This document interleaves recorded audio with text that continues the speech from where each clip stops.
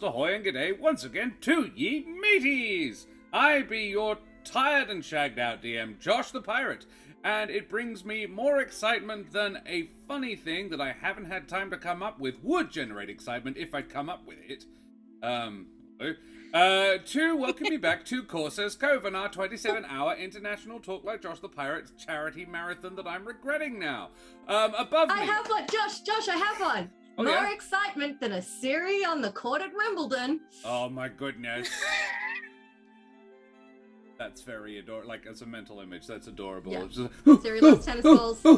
Yeah. Would lose her absolute Lose her tiny freaking mind. Amazing. Alrighty, yes. And with me, above me, and around me, I have me hearty crew. The raunchy Rachel Foucar, the splendid Saz the Meeple, the jocund Josh from Pheonixiwaki, and the... Oh, there's never any K words there. The knowing... the knowledgeable, there you go, the knowledgeable Keren Schlenk, also known as the Mother of Bunnies. Let's talk about these lovely folks, shall we? Return from the dead, just return from the sleepies. Yes, Rachel, who the absolute heck are you? And why should I buy your book? I'll tell you, buddy! Hello, my name is Rachel Foucar. I'm a writer, actor, creative trash at large. You can find me on various social media at Rachel Foucar, because that handle is always free. And you can find my book, The Rings of Mars, right here on the internet. And if you don't, I'm going to kidnap you, put you in a box, ship you directly to Jeff Bezos, and he's gonna be like, why aren't you buying books on Amazon? Have you not heard that I'm the best and great and go to space in a rocket that doesn't look like any part of the anatomy? Come on. So, I don't want to meet Jeff Bezos personally, so I'd just buy the book. Yeah. Yeah. And yeah. That's horrifying. Exactly. Kidnapping, yeah. So Sure. horrifying. I nearly knocked my webcam down. Saz, who the absolute heck are you, you lovely meeple, you? Oh, I don't know how I'm going to follow that, but... It's hard. It is hard. Oh, no. I'm Saz the Meeple, or just Saz, however you want to go with that one. I'm from Meeples and Dragons. We're an online specialty TTRPG store based in Brisbane. That is a mouthful. Yeah. We work with other creators around the world to get you some awesome RPG stuff right here in Australia instead of paying for overseas shipping. And we make the awesome glasses you've seen popping up all over your screens during this wonderful, wonderful charity event. And I believe we're now also on Twitch, so we do heaps of things. Heck yeah, you do. With the amazing Ham, the DM. Yeah. Just buy everything. Yeah, Thoroughly buy everything. enjoying. Don't forget dice. Can confirm the glasses are extremely pretty. I got a chance to have a look at the tumblers and your new tankards. Boy, do I want one.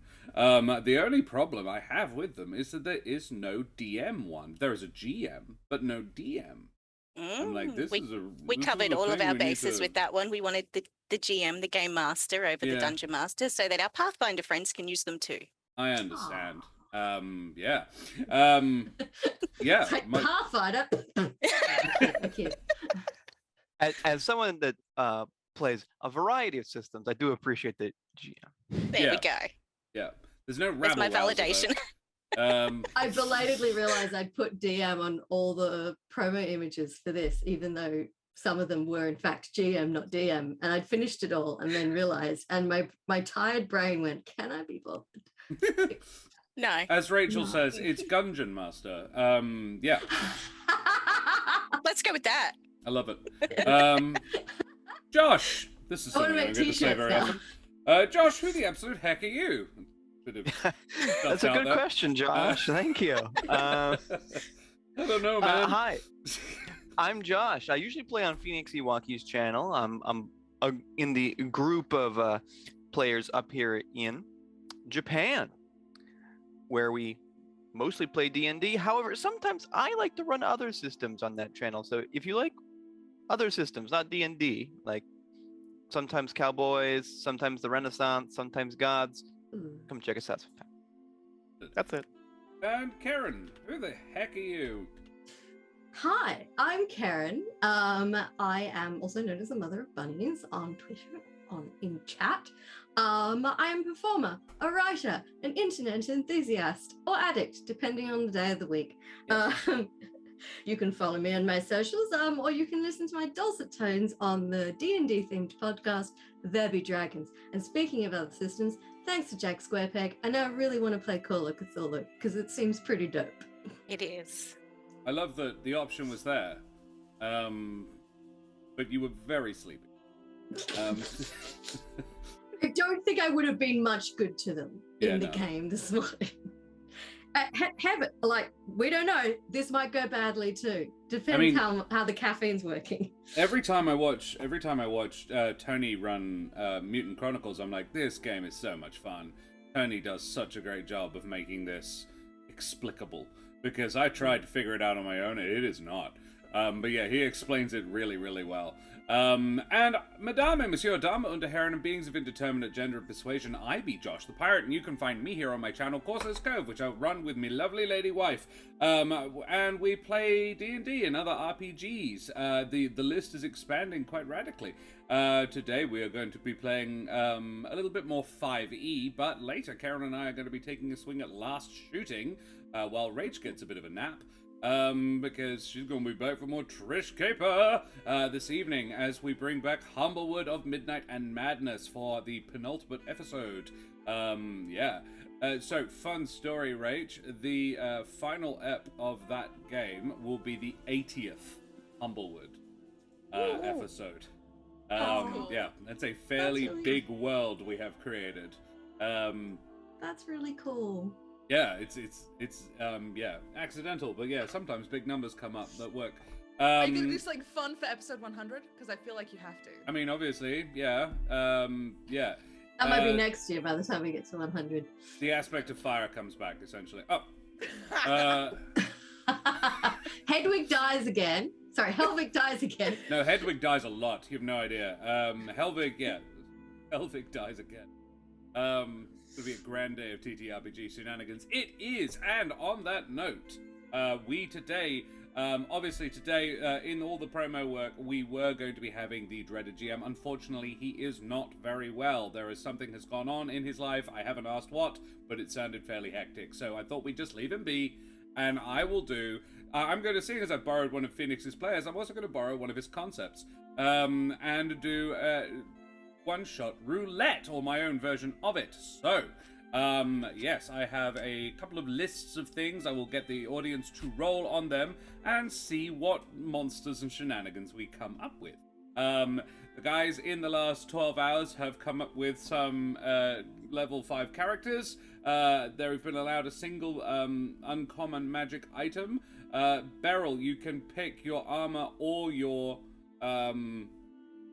pipe of rat summoning. Oh, I'm definitely having the pipe of rat summoning. Okay. Ratness is a gem. You expect me to do this without ratness? How dare you? Yeah. So just remember your AC is a little lower. Okay. I'll take it on the chin. Will. You have no idea. All right. So, guys, we do need to talk about why we're even here, right? The meaning of life online in the streaming space is very much playing D&D, having a great time with your friends, but also raising some money for childhood cancer support, who this whole stream is in aid of. Talk Like a Pirate Day is all about sick kids and supporting them, but also, crucially, their families as well. This is a major important point, and I think really an overlooked element of fundraising. Childhood Cancer Support provides counseling services, family unit accommodation, hospital and airport transfers, and social support services to the families of children with cancer. They make one of the most horrible things that could possibly happen to any parent just that little bit easier by taking the load off the logistical side of the kid's treatment and offering support services to help them throughout that treatment. They do important work, and it's cool that we can help them like this.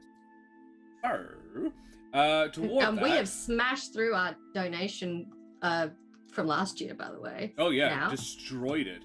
We actually did that before we even had cleared the amount of time that we ran last year as well. We did about 12 and a half hours last year. At the 11-hour mark, we had destroyed our previous record. So this is really cool. And toward that, we have 4 wonderful sponsors and a whole bunch of awesome people who have given up their time to come to help me play with this charity today. Wooten Forge, Roll with Advantage, Meeples and Dragons, and Mike Moans have all donated to the prize pool, and every 5 Australian dollary dues you donate gives you a chance to win. So when you do donate, please make sure to leave your contact information or a way that I could possibly find you, so that in case you do win, I can tell you that you did and find out how to get your beautiful, beautiful things to you. Your social media handle works. Yeah, FYI. that'll do as well, as long as you check that social media on the semi-regular. So, Meeples and Dragons have donated 4 gorgeous stemless wine glasses, like that Artificer one right there. And those ones are gorgeous, and I love that. Saz, completely incidentally, you chose the 4 of my 5 favorite designs. That's right. You've seen them all now in person. Yeah. I've seen them around, played with them, all of them, and the only one that isn't there is the Warlock one, which I was quite fond of. Yeah, it's very nice. The Warlock is cool. The Cleric one, I was like, why are there ovaries on this? And now you'll never not see it. So do you know all clerics have ovaries? It's a scales of justice. I get it. It just... I'll take that one up with John. What else there was? Also, Wooten Forge. The incredible chaps over at Wooten Forge, Aaron and Nate, have sent us a She-Oak Dice Keeper and a She-Oak Adventurer's Chest. Much like, but not completely like, this one. This is a Jarrah Dice Keeper, and it's mine. You can't have it. But they sent me some beautiful things as well. A Variant Justice, Kate. Yes. I have missed hanging out with Kate. It has been, I'm not going to mention how long for the ladies' sake, but it's been a while. Kate and I used to hang out when we were wee little kids. And it's fun to reconnect through Twitch completely accidentally. Who else did we need to talk about? We need to mention Roll with Advantage. The incredible folks at Roll with Advantage jumped on the hey, yeah, you can have some free shit bandwagon very early, and sent us 11 sets of dice and dozens and dozens of cute stickers. So go and check them out at rollwithadvantage.com.au. They're incredibly generous people, and they also backed us last year as well, which makes them extremely special. I didn't know Meeples and Dragons back then, so no shade on them. And Mike Moans has chucked in a starter kit, a D&D starter kit from, not RAR, FAR, F-A-F, FAF. There we go. From Fights and Fancy. They're a Manchester-based company, and they provide like entry-level drug stuff for your D&D gear collecting. So they this kit is rather splendid. It's basically all the things you might need for starting a new character, particularly if you're new to the game or new to the hobby. So it's got like spell list, it's got how to wild shape and what that does, various options for wild shaping, all basically loads of things that most character sheets just don't come with, all in this beautifully bound little booklet. It's got dice, it's got some note paper, it's even got scribble paper in there, and a bookmark, and it's all this really gorgeous thing, and I'm like, that's super lovely of him as well. Entry level what now? No, I'm just like, so in this analogy, they are the marijuana of D&D drugs? Sure, let's not follow that any further, but yes. Oh, sorry, children's stream. I didn't know what pot in. Yeah. And neither do most children, sure.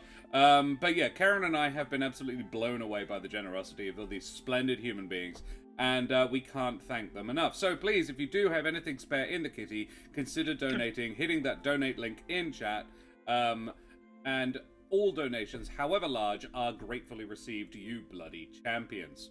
I must also remind our generous, charitable, and possibly even kind-hearted audience to please like, follow, and subscribe to all the things, you bloody champions. We have all the socials. You can check out any episode you may have missed on our YouTube, the Tube of You. It's fully up to date, although it's going to be a bit of a monster effort for me to update this. And you can join us on our Discord, as some of you already have. I'm verifying as we go. It is lovely to see our community grow and expand. It really has sort of taken off recently. Jack Squarepeg is responsible for an awful lot of hilarious memes. Go and check them out.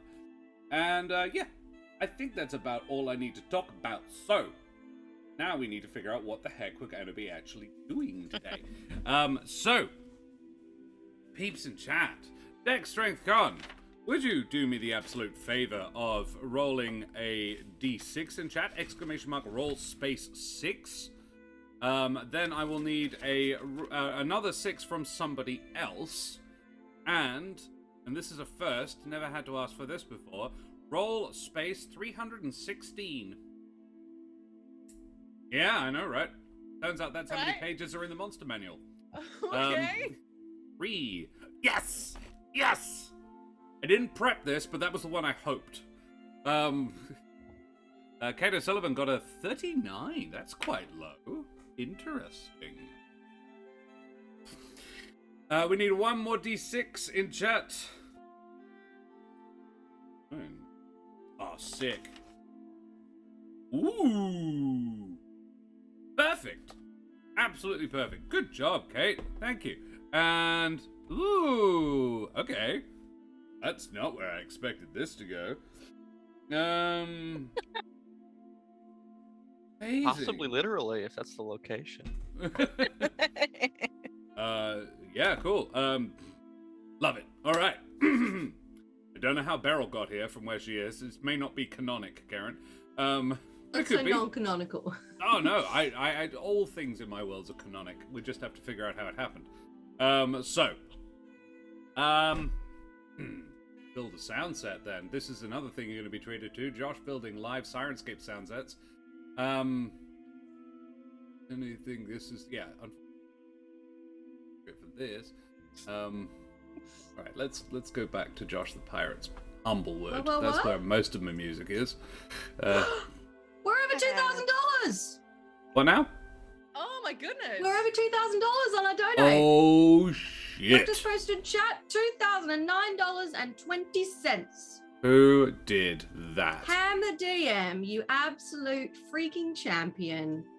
Blasting us across the finish line. Thank you so much. Just like, and swing, bada. Ham, you did. We did. Pound it, everybody. Zoom pound it. Discord, like COVID pound it. Anyway. Oh, Josh, don't you know the pandemic's over? Yeah, I haven't heard of it. All right. Got distracted. Yeah, good job. Guys, thank you so much. Ham, thank you so much. Everybody, thank you so much. Ham, your prizes will be in the mail.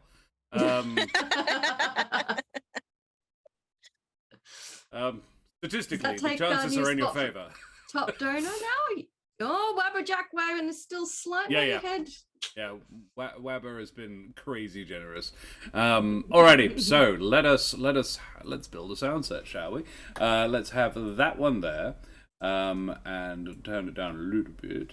And we will have need some windy noises. Wind through the pines, that'll do. And that'll probably do for the now. Oh, let's have some outside in the streets. Probably a little bit of that. A little bit of that. Cold wind. There we go. Now, unfortunately, you guys can't hear it, but the stream can. I can hear it. Oh yeah, Karen's got my Sirenscape. Rach can probably hear it too, actually. Cool. All right. Well, then about half of you can. That'll have to do, I'm afraid. So. The bards can hear it. That's what's important. Yeah, the audience can hear it as well. That's what's important. So. I guess. Maybe. A new day dawns on the gorgeous city of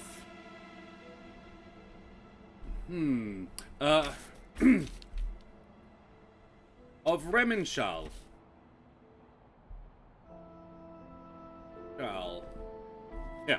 Of Remimshal. Remimshal is a little unusual. It floats through the skies of Telos, a port city, as it must be, for the various skyships and other aerial conveyances that ply the sea lanes and sky lanes between the great cities of Telos. Remimshal is suspended partially through air magic, but partially just straight up through massive balloons. So wandering around on the skyways and catwalks of this place is not for the faint of heart.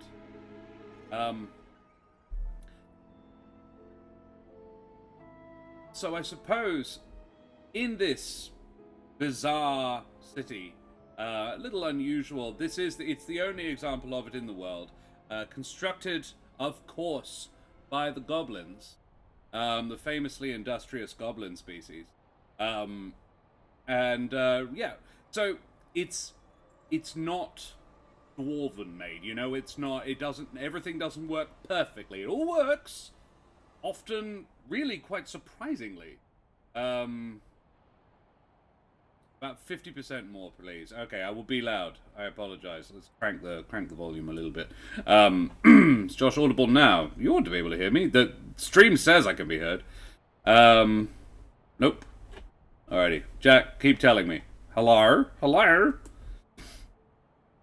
I'm playing with the audio on other things. Mic is plugged in. Mild concerns. Better nowish. Okay, sounds good to me. Might be a Jack thing. I can hear you, Josh. I realized cool. I was muted, but I can hear you. Okay, thanks, guys. Alrighty. If I blow out your eardrums, I apologize. So, yes.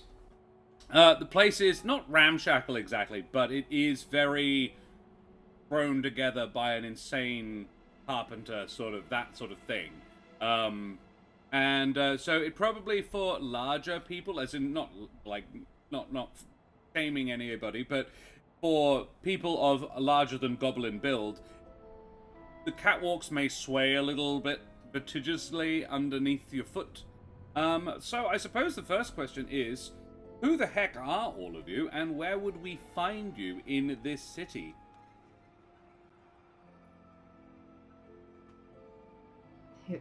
Who would you like to start with? Anybody? Go for your lives. Jump in. Oh, well, I'm Beryl the Bard. Some of you may know her from our Mano a Mano campaign. And I imagine if this is early in the morning, she is sound asleep. Because she's a bard. She works nights. Yeah. She's crashed right now. So, Beryl, you're in a hostel.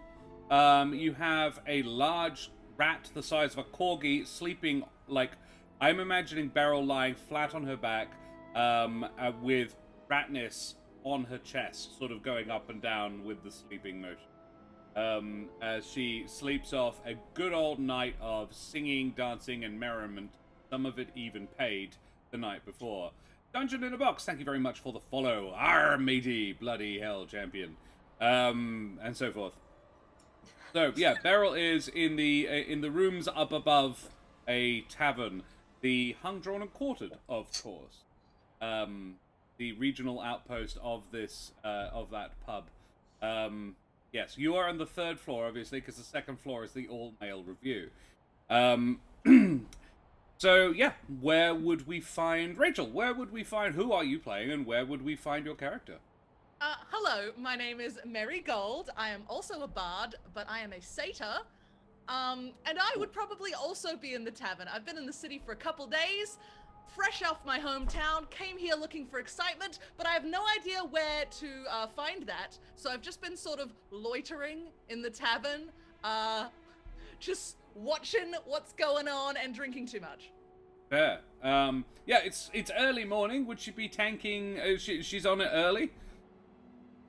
Yeah. Okay, yeah, cool. She doesn't need much sleep, surprisingly. She's very caffeine reliant. Right, love it. Envious. Cool. Can't relate. Yeah. Cool. And what does she look like? Could you describe her for me, please? Because I'm a little bit lazy because I know what Beryl looks like.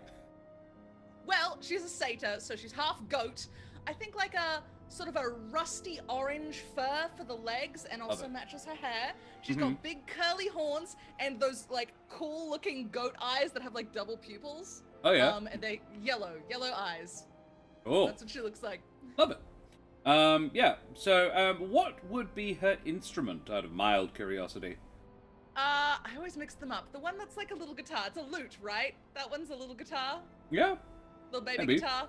That's the instrument of choice. But you know, she can improv her way around most things. Sure. Awesome. Alrighty, yeah, she's hanging out in the downstairs of the Hung Drawn and Quartered. She's spelling the other bard who she knows also works here. You take it in turns doing sets. They like having constant music, like good background. Is she working or just drinking? Right now, just drinking. Okay. Cool. In which case, yeah, it brings us to Saz. Who are you playing, and what would you be doing? I am playing only 9 lives, but you may call her 9, a tabaxi.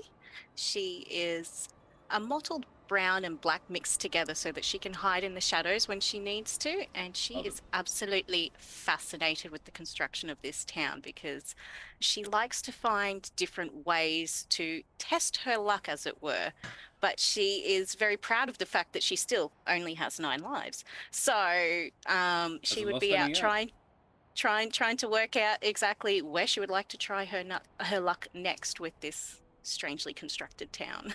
Ah, okay, cool. Love it. And Josh, who are you playing?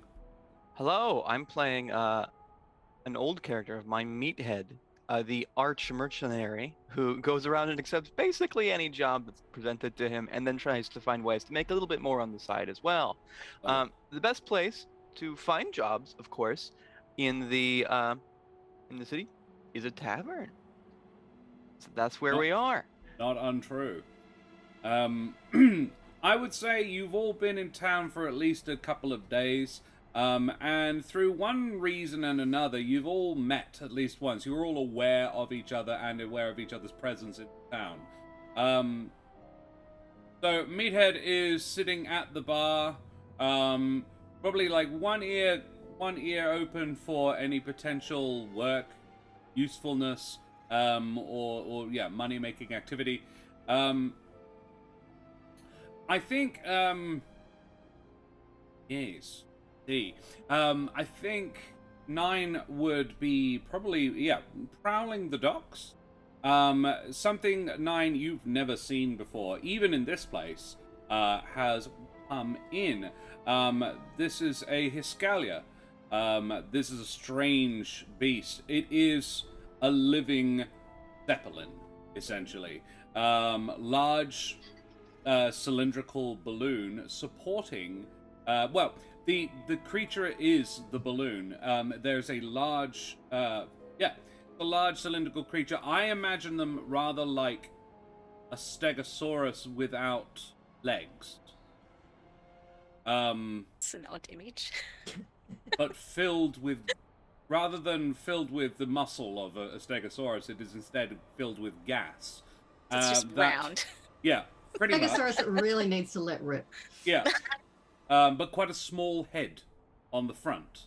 And quite a long tail out the back. Maybe more a Diplodocus. And some enterprising young soul has strapped a small gondola underneath. A ship that would comfortably seat about 5 people. Carries a small amount of cargo. But it is an airship, and a living one as well. These creatures are, think sky whales, essentially. And they feed on the wind-blown, high-altitude agglomerations of moss and, algae that live in the clouds. Doesn't seem like a reasonable... doesn't seem particularly likely, but there you go, it's fantasy. One of these has rocked up.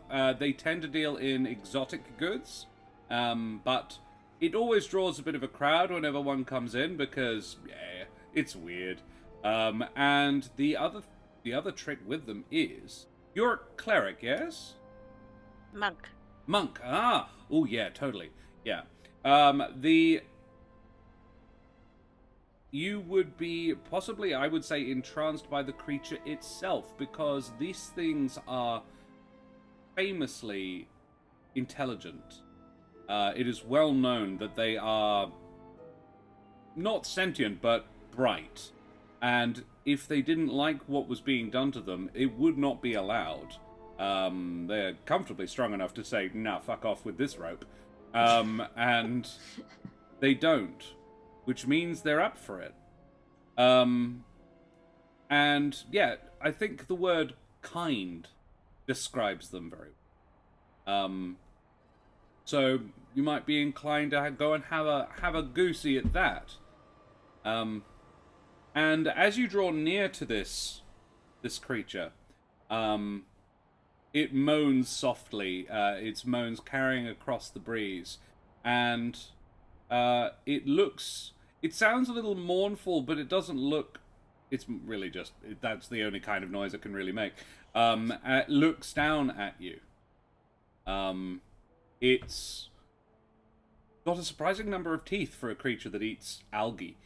But it looks down at you, and it makes eye contact with you, 9. But that's like way up in the air, is it? Or like It's sort of you're at the dock, so a jetty okay, cool. sort of area. There's a lot of ropes holding things above you, spars and so forth. This city is very vertical. I'm imagining it. Yeah, it is probably a kilometer tall in the air, but not very wide. And yeah, it's very stratified, very loads and loads of levels, each supporting the one beneath. Well then, I would probably be climbing my way up to get eye level with this thing if I can, and so I can have a chat. Not that I'm expecting a response, but you know. Yeah. You can, and you will. Make me a dexterity check, please. Ooh. Or acrobatics, if you have it. You're tabaxi, Yes, I so you do. 18. 18. Yes. It is a simple matter for a monk as well, hardly surprising. Bounces from spar to spar, tree to tree. It looks effortless. You are fearless in the face of falling, which is, yeah. And you get yourself up to a spot where you can be within a few meters of this thing's giant eyes. And one of them, as you approach, it follows you a little lazily. And as you approach, you reach a spar and plonk yourself on it. I mean, it's very Batman stance, sort of like two, both feet and one hand there as you reach this and sort of superhero landing on it. Yeah, what would you say to the Hiscalia? I would be saying, hello, friend. Are you okay? Not that you can reply to me, but are you okay? You sound sad. And... Ooh, okay. Make me a religion? Yeah, make me a religion check. This could be It's fun. pretty much the closest I can think of. Or insight if it's better. I know it's two very different, but yeah. Insight or religion? Well, yeah, neither are really going to help me too much. It's a 9 A on 9. insight. Yep, okay. It hoots softly. Sort of a, ooh. And you feel comforted. It is clearly, it's trying, it is communicating that it is fine. And then its head swings in close to you, and it has these two huge tusks sticking up from inside of its jaw, and like orc style, and one gently sort of nudges against your leg as it sort of like, don't you worry about me, is the sort of the general thing it's trying to convey. I will pat its big long tusk as it touches me and say, okay, friend, and I'll start climbing down. Splendid. Back at the bar.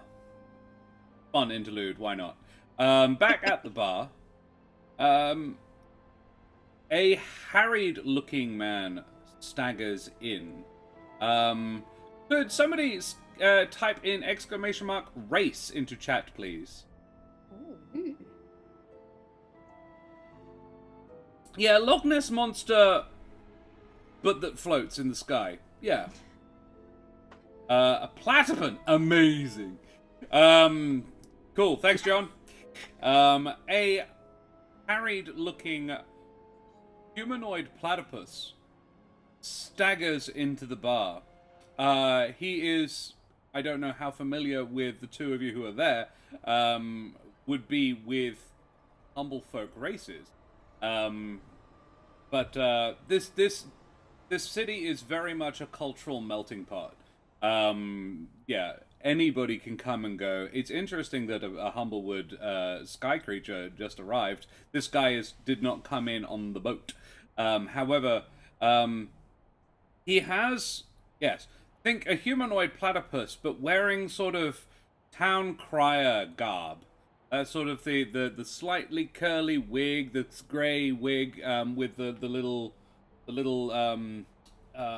like a rat tail at the back, you know, and breeches. He's quite a stout, portly man. You would guess, in human terms, he'd be in his mid-50s, but neither of you know enough about platypus to know how old it might be. But yeah, sort of latter half of middle age, early age, early part of old age, and he comes in looking really quite rattled, and staggers up to the barkeep, and says, "Adventurers, I can't believe I'm saying this, but I need adventurers." Oh, that was easy. Hello. Don't worry, thank you. I trot over. This chap is about 4.5 feet tall, so would you be on a level or a little taller? A little taller. I'm Okay. like 5 foot. Right. Oh, no, you're just one. I need probably more, but alright, no, you're a good place to start. Hello. Hi. I have a thing. I need it. Okay. My name's Simon. I run a shop. And I can't right now. This is an adventurer sort of situation. I need someone to go in and sort it out.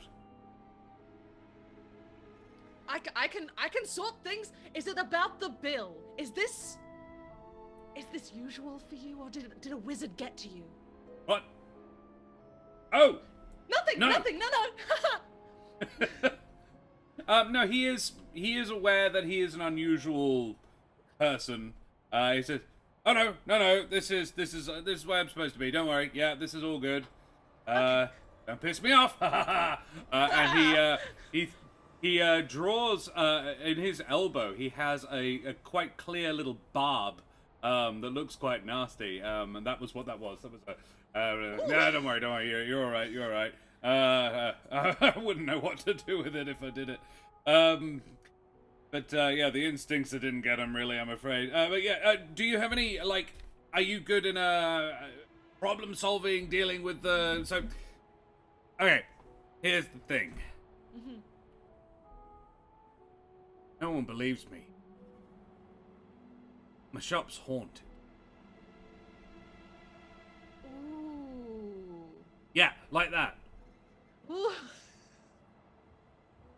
You have seen them before.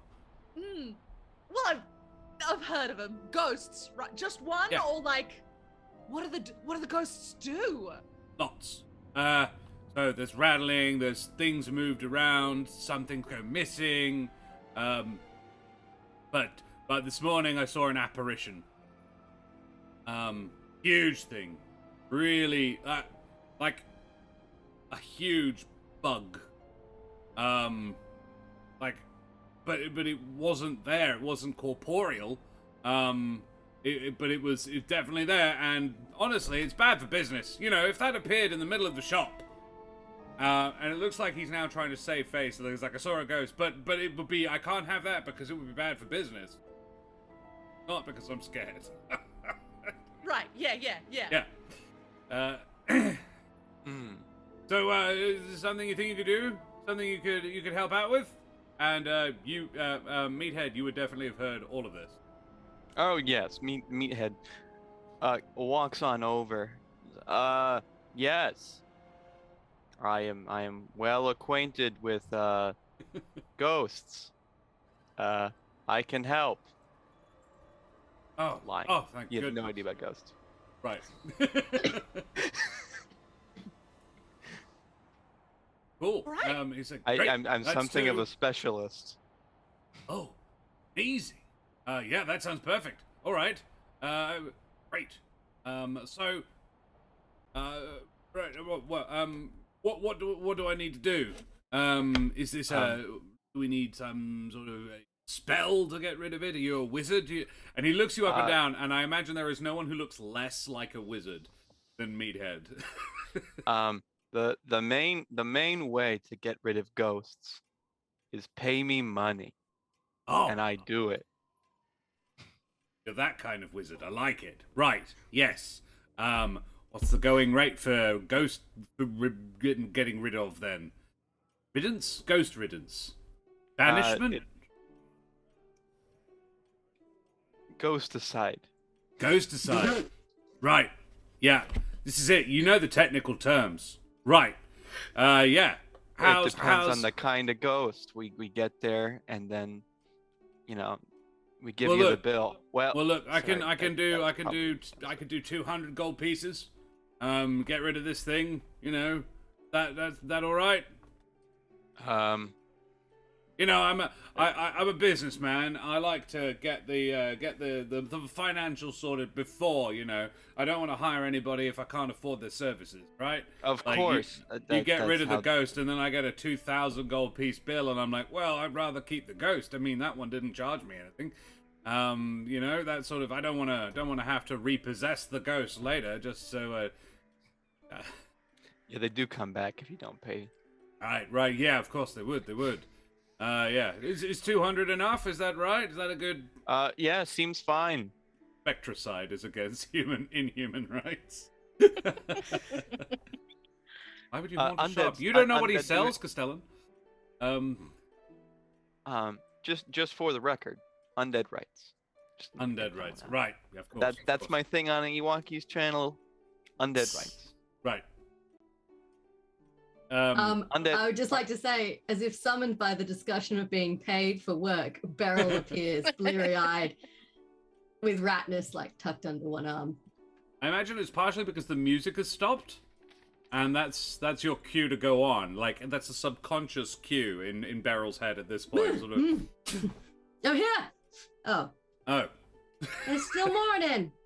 Well, bacon. Oh, hi. Stuff Mary, is you happening. look very excited. Yeah, there's an adventure. It's gonna be good. Oh, I love an adventure. What are we doing? Ghosts. Oh, ghosts. Sweet. Mm. I've done ghosts before. Y'all done ghosts before? Yes. Oh, Of course. Amazing Beryl actually has. Excellent.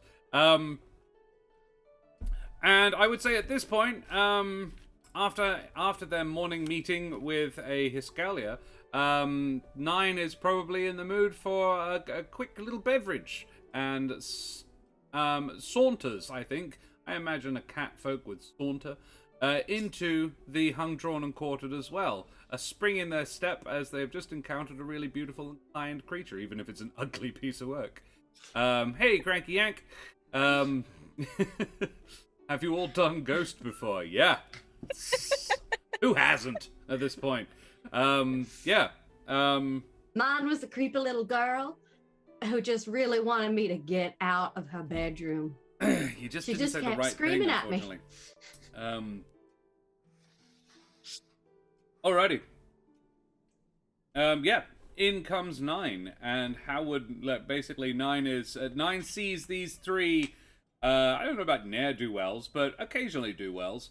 In a huddle around a pretty strange-looking guy. And 9, your tabaxi senses are tingling, I imagine.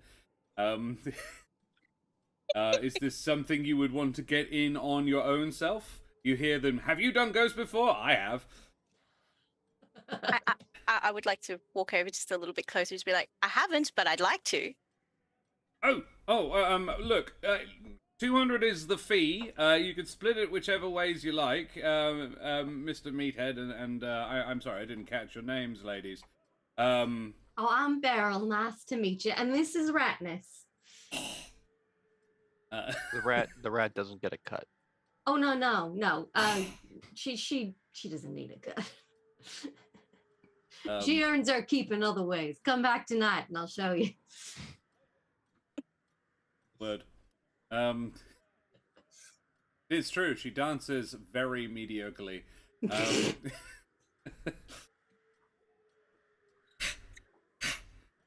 It's basically like prancing. It's all she can do. You never roll well on the Arcana. Alrighty. Yeah. He says, "Oh well. Yeah.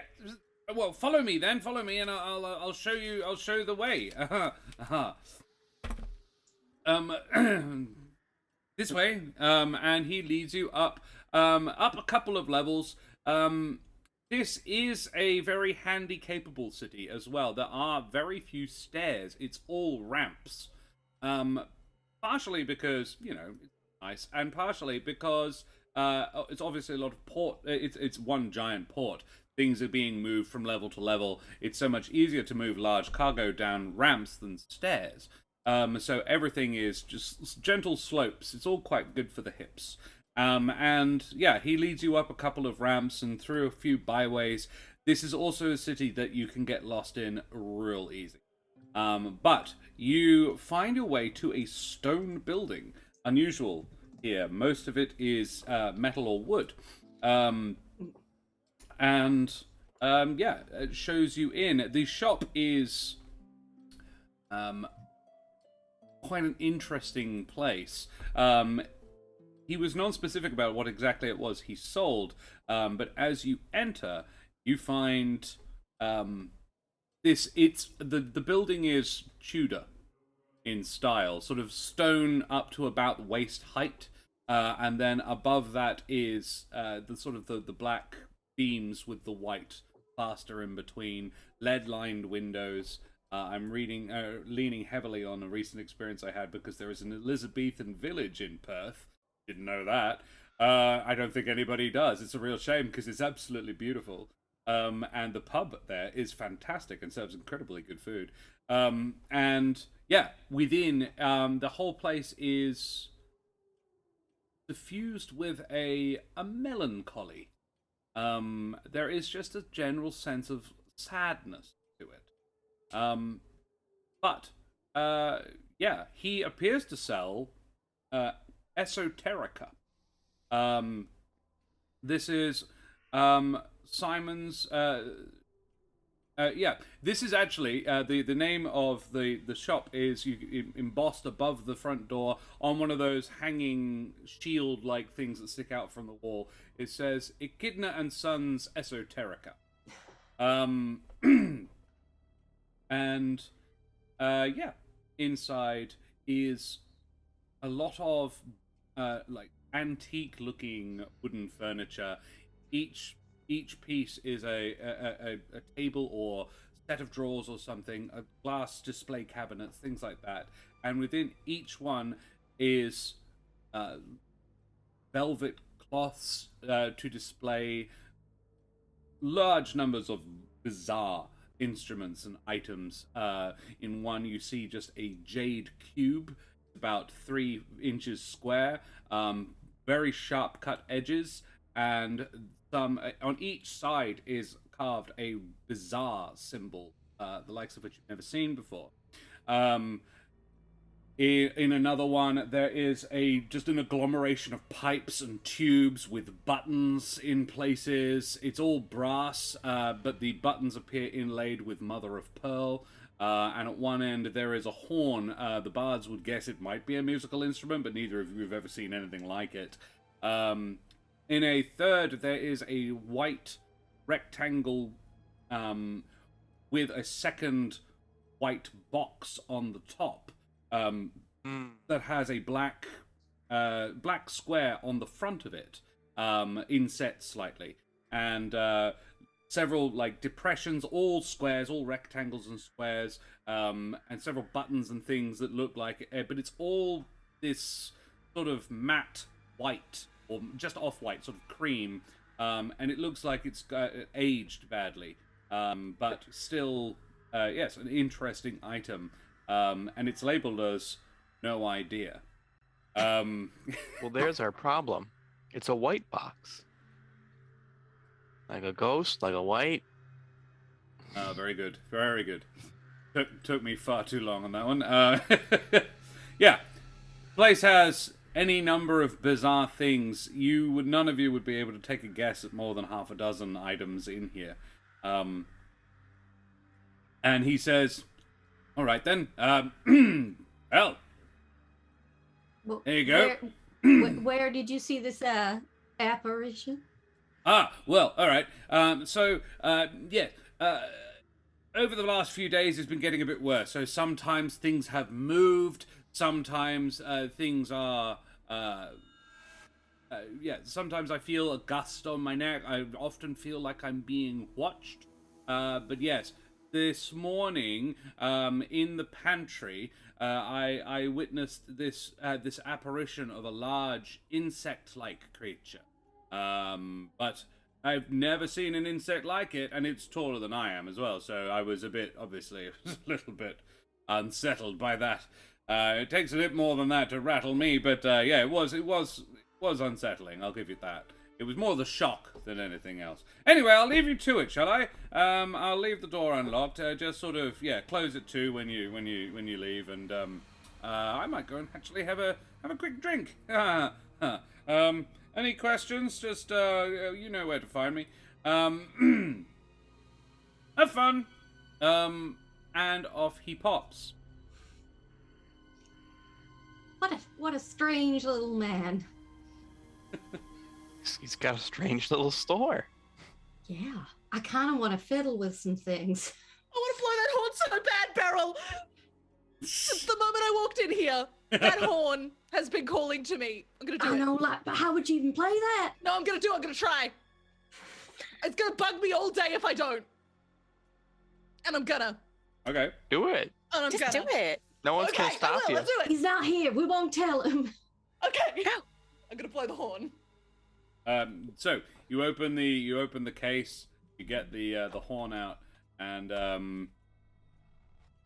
Cranky Yank, I'm afraid I haven't the faintest idea why that isn't working. It might be a repeat thing that you can't do it too many times. It's been done an awful lot recently. I don't know. I'm afraid, and I am far too tired and busy to figure it out. Try refreshing your browser page. Yeah, that sometimes works. But I don't know why I have- did that in Beryl's accent. I'm stuck now. You have the horn out of the case. He would seem to keep a fairly good watch on everything, so the case is not locked. You open it up, you lift the horn out. It is... Make me a performance check to figure out how you might. 17. Nice. Okay. After a couple of minutes and a bit of consultation with Beryl, you figure that you go sort of in the middle of it all, and you actually have to swing part of it down and sort of seal it in place, like you're getting yourself into a little, like a baby gate almost. And yeah, you pull it closed and lock it and then seal that, and as you do, you hear this psss, like it's pressurized. And the whole thing begins to hum gently. There is a mouthpiece and about 8 finger placements. The problem is it would appear that you need more than 2 hands to press all of them, or have access to all of them simultaneously. But you pick the ones that are the most comfortable for you, and make me a second performance check to see if you can make anything decent sound out of this. Alrighty. Is this some sort of unholy bagpipe? I hope so. 18. 18. I love it. You successfully managed to blow the thing. That's pretty much all you achieve out of it. Like, no identifiable tune, but you do manage to. What is odd about it is that there is no sort of octave progression, no progression of note in the buttons.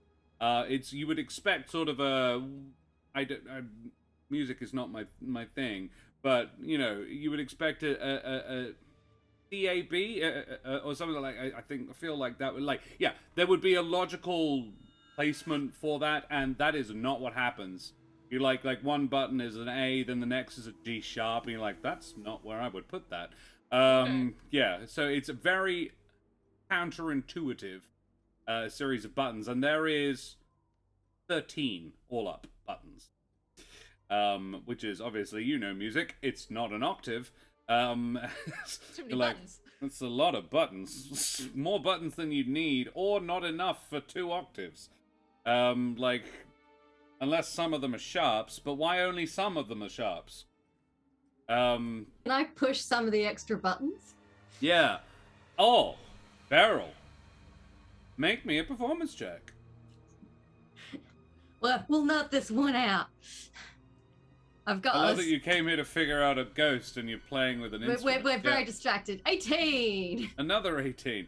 Alrighty, yeah. Beryl, it does look very much like you need at least 3 hands for this. Because as soon as Beryl joins in, it's sort of everything clicks. Everything sort of meshes together. But you both have to be on the same page about what you're going to play.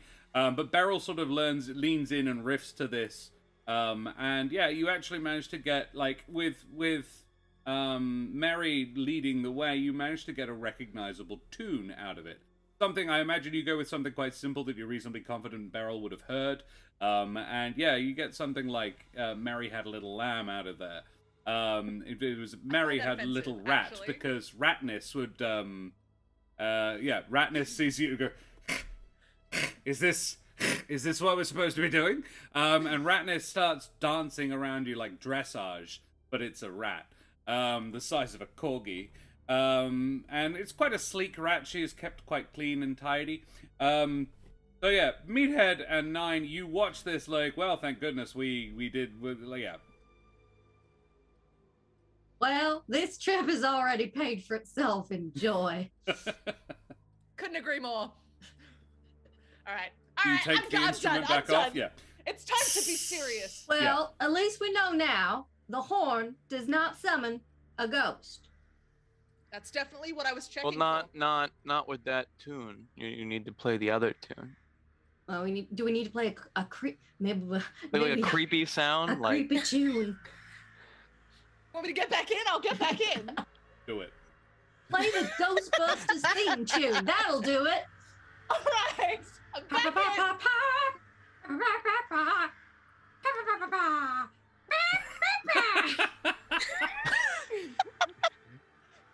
Ghostbusters Anyone theme see any tune bugs? on the Undertale.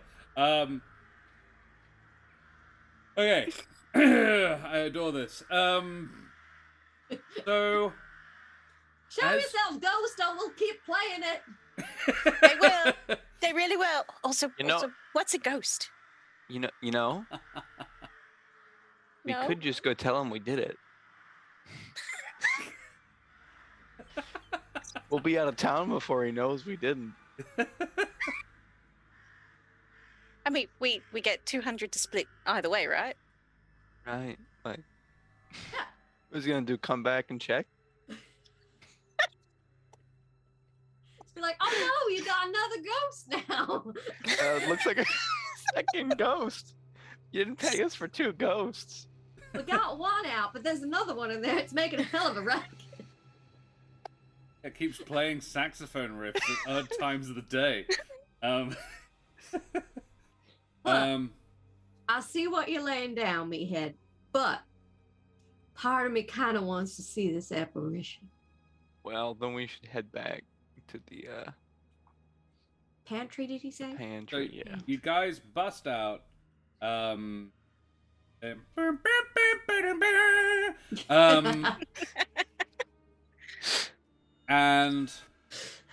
I can't sing any more than that for copyright reasons. And yeah. Can you all make me either religion or insight? Ooh. Second time today. Both of those are bad. I'm going to do insight because that's definitely better than religion. But I only rolled a 5, so I get an 11. Mary. And a 6. How'd 9 do? 22. Oh, Oh, wow. nice. Okay. Yeah, it Mary worked. and 9. No. 9 particularly. I kind of like this. Mary and 9, the fur on the back of your neck stands on end as you both feel a cold wind blow over you. And you're indoors. Like, this is a windy city, but you're indoors. There is no winds open. Is someone playing that horn again? I've just felt something on the back of my neck. You're not playing a horn? We're good? No, The no, it's horn not was playing when it happened. It was like you busted out that riff and... Yeah, you busted out Baker Street and... the two of you got a... Oh. Should we do it again?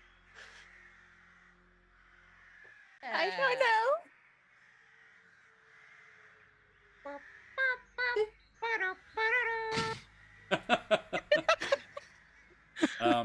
You're now going fishing for it, so make me that check again, please. Everybody again? Yeah, and you can have advantage this time because you're looking for it. Oh, good, because that was terrible. I rolled 216. Nice. Gonna be a 14. 16. 22, 16. 14, yeah, okay. 22 from Mary, yes? Yes. Yeah, 16, basically anybody under 13? Splendid. This time, you all feel it. It's a little stronger, too. That rift gave me chills. That was a good one. It's very good. I think it's doing something. Do you know the other half of that riff by any chance, Mary? Okay.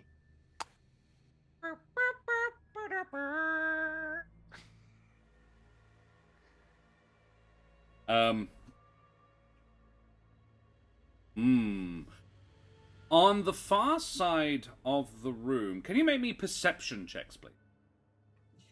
And I imagine you're all sort of perked for this, so not advantage, but I will lower the DC a little. 1 on the 17. dice for a 5. 21. Nice. All barrel. Did I hear a 17 as well? Yes. Alrighty. Yeah, the 17 and the 21. You notice across the room, I imagine you're gathered here around around Mary. This room, I want to describe it a little bit better in terms of floor plan and layout. There is a sort of a central area that's a little bit lower down with flagstone flooring. Then there is a sort of around, and it's got most of the stock in it in a sort of, there's a circle, a broken circle of tables and display cabinets. Then around that is a sort of a raised area, some of it banistered, with more stuff in the sort of surround. It's a roughly circular room.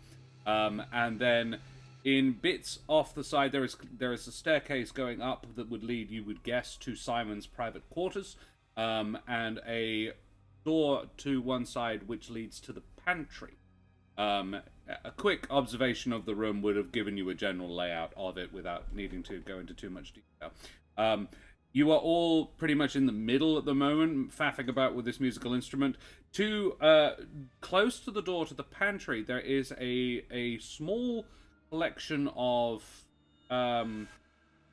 gems, essentially. They look like uncut gems. A couple are just geodes. And one of these geodes glows. The individual gems in it sort of light up in time to the tune. Mary, do you know Careless Whisper? Oh yeah, I love that one actually.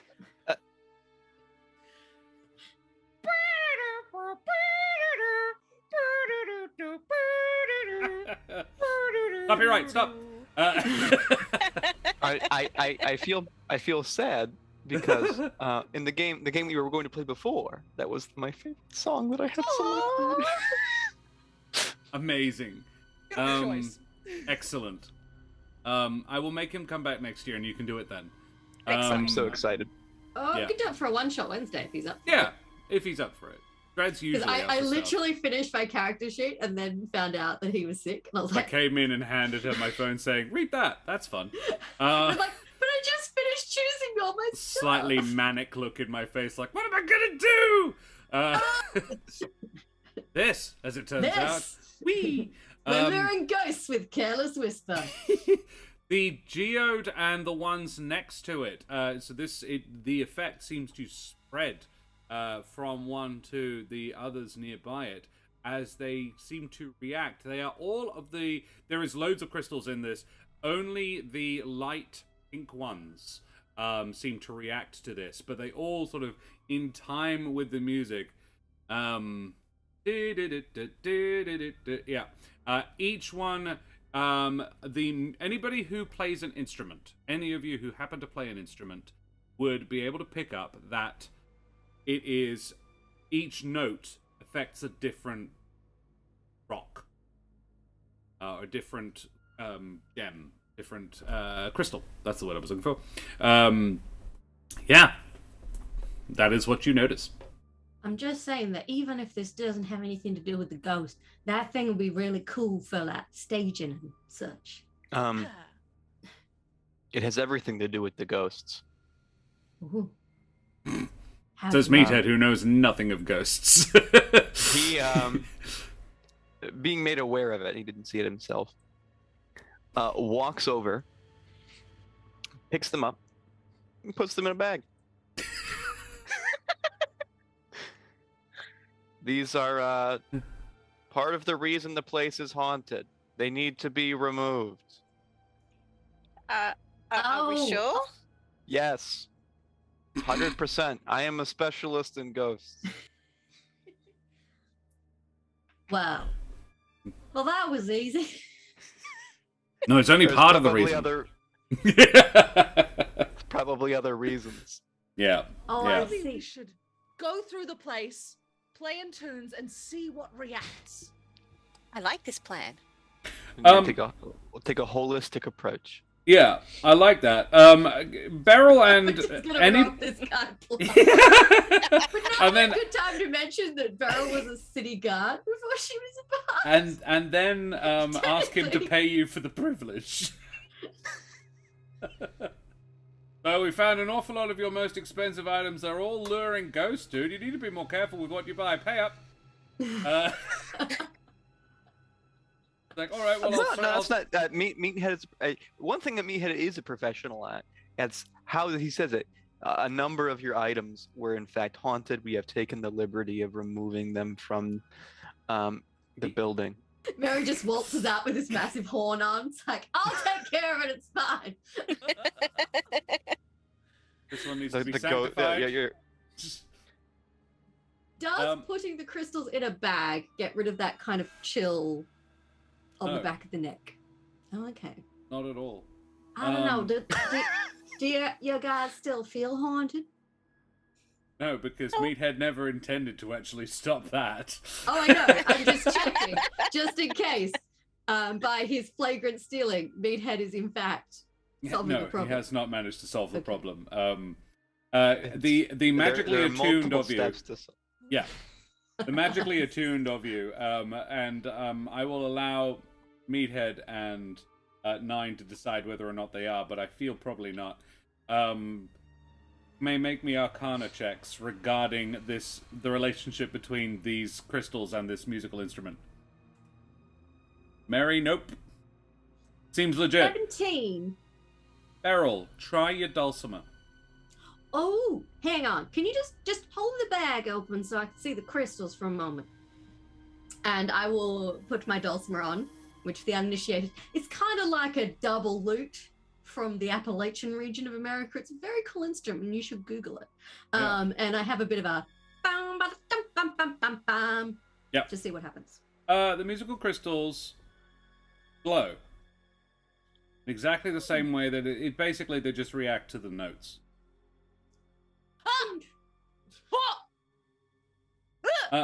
Very occasionally you hit a note that is actually a note. Okay. They only appear to react to perfect pitch. which means that giant wind instrument is perfectly in tune. That's good because I have no idea how to tune. Not a this. bagpipe then. Think a tuba, but more complicated. Yeah, I was envisioning tuba. As a woodwind player, the tuba is never in tune either. Well, this is a magical tuba that appears gas-powered, so yeah. For those of you who've never played in an orchestra, the woodwind hate the brass, and the brass hates the woodwind. And they both hate the string section. They're all The wrong. strings Vice hate versa. everybody else. Yeah. Viola player. Hey! And percussion is just there to have fun. You mean the voluptuous violin? Never heard of it like that. I like that. Karen's mother teaches viola. Oh, there you go. Small world. Viola. Yeah. So you determined that. Well, those crystals are really cool, but I'm starting to think that they are not, or at least do not appear to be, but may well be, possessed. They're absolutely possessed. Like, that's what I said. I'm not sure, but I think there's more to this. Can you all make me insight or investigation or perception checks, whichever you prefer? They will find different things, but in the same vein. 7. Love it. 8. Ooh, 8. Mary. Mary, while this conversation is going on, and while you're just sort of watching Beryl have that conversation, you look back into the case that you removed the knot tuba. In fact, that's what it's called. It's called a knot tuba. And you can see a little label in there, which is why you look. You look to see if it has a name. And yeah, you find out that this is called a knot tuba. But there was a couple of other items in there as well. You would guess now probably more musical instruments. And you're like, oh, I wonder if they'll do anything. There was a tiny stringed instrument with a bow next to it that looked like just it was only maybe an inch long, and it looked like you could play that. And there is a label that says world's smallest, but you can't read what it's supposed to be. And there is also it was shaped like a piano, but with only 3 keys. So it's the correct length for a piano, but it's only about 3 keys wide. So ding, ding, ding, ding, ding. And both of them aren't there anymore. Broke up the set. What? There's missing instruments. And he opens his bag to make sure he didn't just pocket them without thinking. Hang on. No, I've stolen more than I intended. No, okay. One of them's very Wasn't small, me. and I want to find it. I mean, for the ghost. Wait. So did something remove them, or did they just magically poof out of existence? They were under the knot tuba. So You mean in the case? yeah, under there's like a spot for them and labels, but they're not here. Maybe he sold them. Well, they surely were he must there- have a ledger. They were there when you took them out. Like, they were there when you looked into the case. They aren't anymore. They have disappeared in the time you were in the room. Okay. At the mention of a ledger,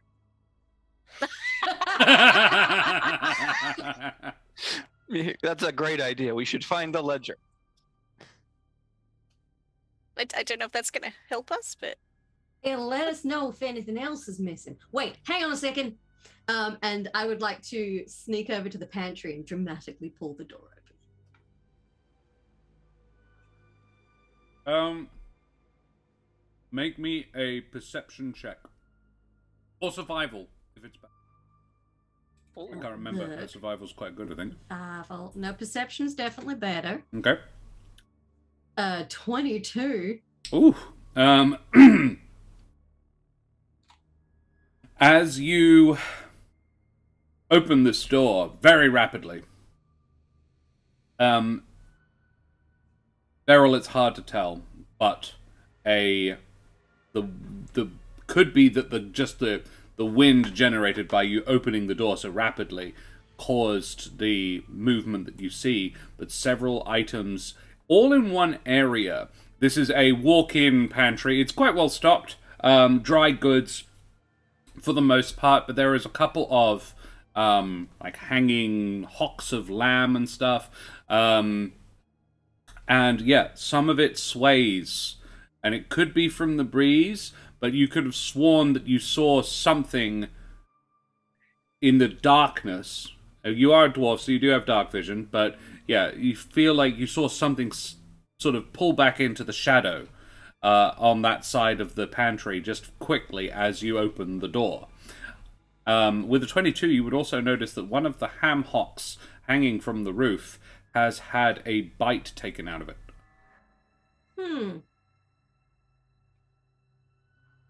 Hello? Hi. Anybody in here? I'd like you to know I'm terrified of apparitions and would probably run a mile if one appeared before me.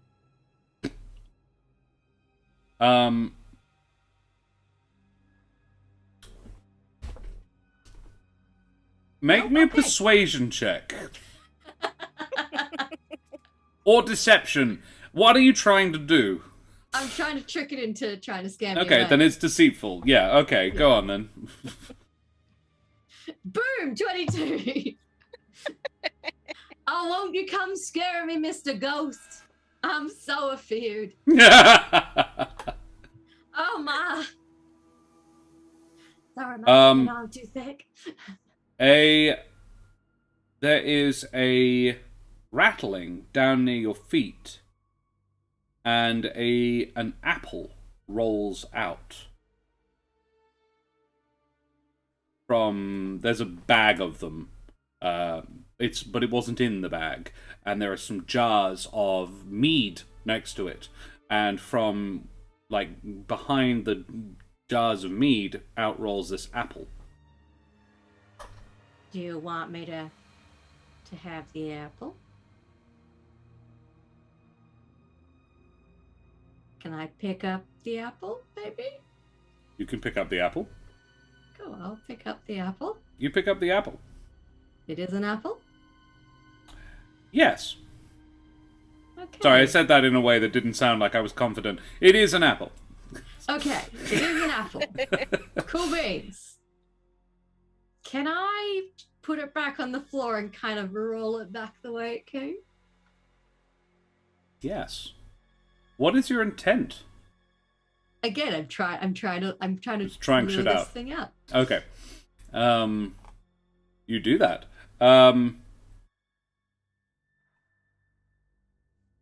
Do you would, I presume you are looking into the gap behind now, trying to see what's in there? I'm peering. Okay. Beryl, make a perception check. Meathead would like to walk over and join. 17. Very well. Beryl, looking out from within this space, you can see a pair of huge eyes. It's quite deep in shadow, and you can just see a pair of huge eyes. Can I tell that Meathead has come up behind me? Yes. As in like, the eyes are about the size of a saucer. Oh, shit. Can I just reach back and kind of grab Meathead's wrist in a way that says, those are some big fucking eyes? Meathead those only are some big freaking eyes. Meathead cannot see Meathead. this. only sees the moving apple. And Uh-huh. she bends. He goes, haunted apple. No.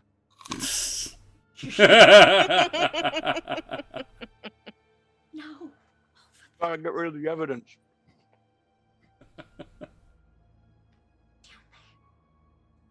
I'm sorry, I just had apples. Yeah. What? Just like.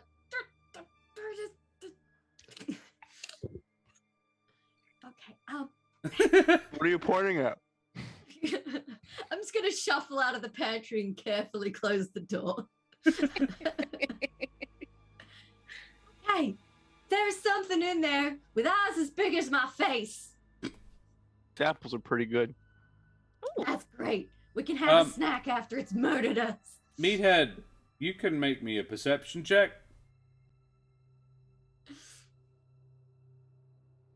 I really- 19. So you take another bite out of the apple, and then you realize that, and you know how when you're eating an apple, you work your way around the core. You have to adjust your hand. As you adjust your hand for the first time to get at the side you haven't nibbled yet, you realize that your hand is stuck. Just not like it's glued, but it's sticky. The underside of the apple, the side you're holding, is sticky. And that there is this goo attached to the underside.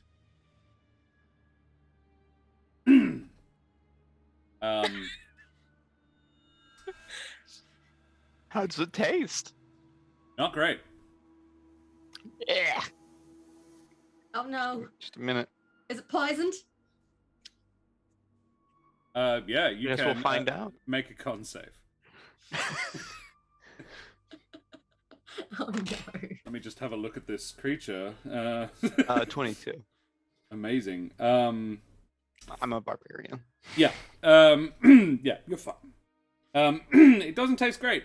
In fact, it probably doesn't taste like you expect. Like, it's taste of Arabic spices. But really strong. Like, not the amount that you would normally put in food. Like, sort of really blow your face off. Like, like pepper and, like star anise. Don't know if either of those are Arabic spices particularly. I'm just sort of, it tastes like Arabian Nights looks. Turmeric, cumin, turmeric. That's what it tastes like. Yeah. Meathead started in an Arabic-themed area, so he's quite familiar. Yeah, there you go. I wouldn't. Cleans it off again. Yeah. I wouldn't eat it. Anyway, there's something on the apple. Still Can hungry though. anyone think of a creature that has enormous eyes and secretes some sort of fluid? I think it's a ghost. But do ghosts normally show their eyes? Or secrete a fluid? That too? I think they do the old ectoplasm, ain't it? I don't know. This is I all just new said it to was me. a ghost. Thoughts, Mary? I thought this guy was crazy, but no, I think that he might actually have something really weird. Maybe if he like swept up the crumbs in his pantry, he wouldn't get bug ghosts. So, Could it be like a giant cockroach? Because if it is, you might want to spit that apple out. cockroaches Is are there very a clean, proof? thank you very much. I've ate worse. Oh, Yeah, once it cleans off, it's down to a manageable level of turmeric. Turmeric and apple, interesting combo. You want ants? That's how you get ants. so you get ants. It is. It is how you get ants. Yeah, there is a broom, I'll say. You can see a broom, yeah. Climb it out of the knot tuber, and I'm gonna find a broom. Very well. You unseal yourself from the knot tuber. And yeah, you find a broom. There is a broom in your hands now. It's an old style, like, it's like rushes on the end of a stick, basically, just tie bound there, yeah. Like a witch's broom. Beautiful. I'm gonna open up the pantry and start sweeping. I adore D&D. And, like, how often are you required to improvise what kind of a broom someone is doing? Yeah, you go in and you sweep the pantry, apparently without bothering to be concerned about the whole, there's giant eyes in there. It's not well lit. It's just bugs. It's just enormous bugs. You go in and you sweep the pantry. You're it isn't unclean in there. It's actually pretty neat and tidy. You can make me a survival check though if you like. Sure. Can I peer over her shoulder to see if I can still see the eyes? The eyes are not visible. Like where you saw them, they are not visible now from where you were. A 14. Pretty good. You do... Yeah. You have to get, like, okay, this place is pretty tidy, but I've started now, so I'm going to find something to clean. You have to get down into the back recesses, and Beryl, like, you can feel tense up behind you, because she's like, no, that's where I saw the eyes, in the shadowy place. And you find a bit of dust. And while you're just before you're about to start sweeping that dust out, you can see a footprint in it. Guys, look, there's a clue. Did you find a bug? I found a footprint. Is it a bug footprint? It is. Is it your footprint? No, it is. It is a bug footprint. It's actually. That's a 14 is enough. It looks almost like two footprints side by side. It's either two footprints of a creature about the size of Ratnus, or it is two toe prints of a creature significantly larger. Hard to say. The feet are triangular, sort of pointed. 9 would like to go and have a look. You may. What would you be looking for, 9? Would this be a survival check to sort of see if you can recognize? Yeah, let's do that. Very well. Why not? 11. 11. 9, what is your experience with animals generally? Are you quite experienced in sort of, general bestiary? Not particularly, no. No, okay. A 9. Yeah, you would probably not. I doubt you would be able to really take a swing on what this is. Given that any insects larger than, someone's palm are weird. That's not an Generally insect. speaking, it's if it is an insect, it's an insect that's really too big to generally be considered an insect. Might be an arthropod, but it's not an insect. A giant lobster. It wouldn't be a lobster. Okay. Lobsters move around on claw tip. It's an Australian insect. Yeah, just a normal, common or garden Australian insect of some man. Yeah, they grow on big around here. Yeah. There's 6 of them in our fridge right now. Get out of there, you freeloaders.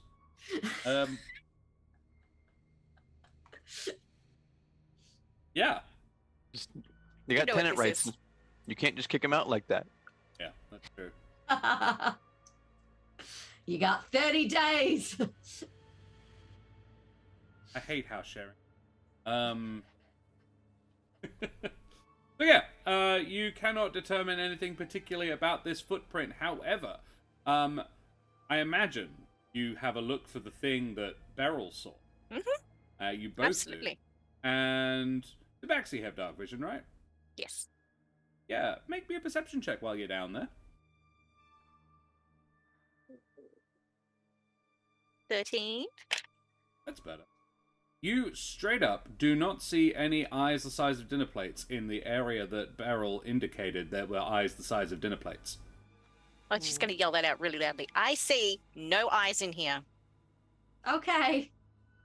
Has it moved or am I crazy? Because if I'm crazy, I'd really like to know ASAP. I don't know that. Oh. Beryl, make me a perception check while you are outside, while everybody else is sort of poking around the pantry. I'm imagining that Meathead is just sort of standing there watching the monk and the other bard clean the pantry, finishing his apple. He's in the doorway. Yeah. 13. That's a good idea. We can add a cleaning fee. We can probably with the pay. It's the 200s for the ghost, and we can add an additional cleaning fee. 13. Now you're thinking. Beryl, roll me one for Ratnus as well. What's Ratnus's perception like? Oh, we're digging for it. Hang on, I have it relatively close to hand. Mano a mano. Oh, that's all in Humblewood. She got a 3 on the dice, so I probably don't think not. she's going Don't to worry. see shit. No, that's okay. Don't worry about it. Yeah. She's No, not a crumb. She's busy. yeah. She's toying with a piece of apple that was too turmeric-y. Blah. When the DM has an idea, realizes he gave himself more work. Yeah. Yeah, you are... I will say, you... just from the corner of your eye, you spot a little bit of movement in another corner of the room. Like, you're watching them, but you're a bit of a ways back. And to your right, there is a shadowy corner that you see movement in. But only from your periphery. Cool. Can I whip around? You do. You whip dramatically? around. Yep. And I would like to... Is there like a candle or something over there? Yeah? I would like to use prestidigitation to light it. Sure. To illuminate the shadow. The shadow fades. It's still a little shadowy. It's only a candle, but yes. Nothing there? Not now. That was weird. Can I just squint at that corner for a while? Sure. So you keep your eyes peeled on that corner. Make me another Yeah. perception check. Let's go and watch it for a moment. See if anything happens. 7. Cool. Nothing appears to happen. The rest of you probably finish up. There was talk of a ledger if you wanted to investigate the ledger, but yeah, you signally fail to find any giant bugs or enormous eyes in the pantry. You do give it a good sweep, though. Yeah, let's find the ledger. Do you sweep up the footprints out of mild curiosity? Rach goes, 'cause that I know, seems Josh. like evidence. Do I? Do I? Very Part well. of the cleaning fee. Yeah. It's like a circle of dust that I've left. Yeah, Evidence. I love it. It's just this one circle of dust. Cool. Yeah. I will tell you one more thing about this footprint. As you've been quite careful about it, so you've been going around it, so you've been spending a lot of time, a fair amount of time looking at it. It is pointing, you would guess, given the way toes are normally shaped, in. Like going towards the pantry? Towards the pantry, looking out of the pantry. So because it's in the back corner of it, it would be looking out of the pantry. Okay. Just for a little bit of extra detail, it may or may not mean anything. I'm being honest here, but yeah, that's the direction it's. Okay. This has gotten real weird real fast. There's definitely something in here, but I feel like I just can't quite see it.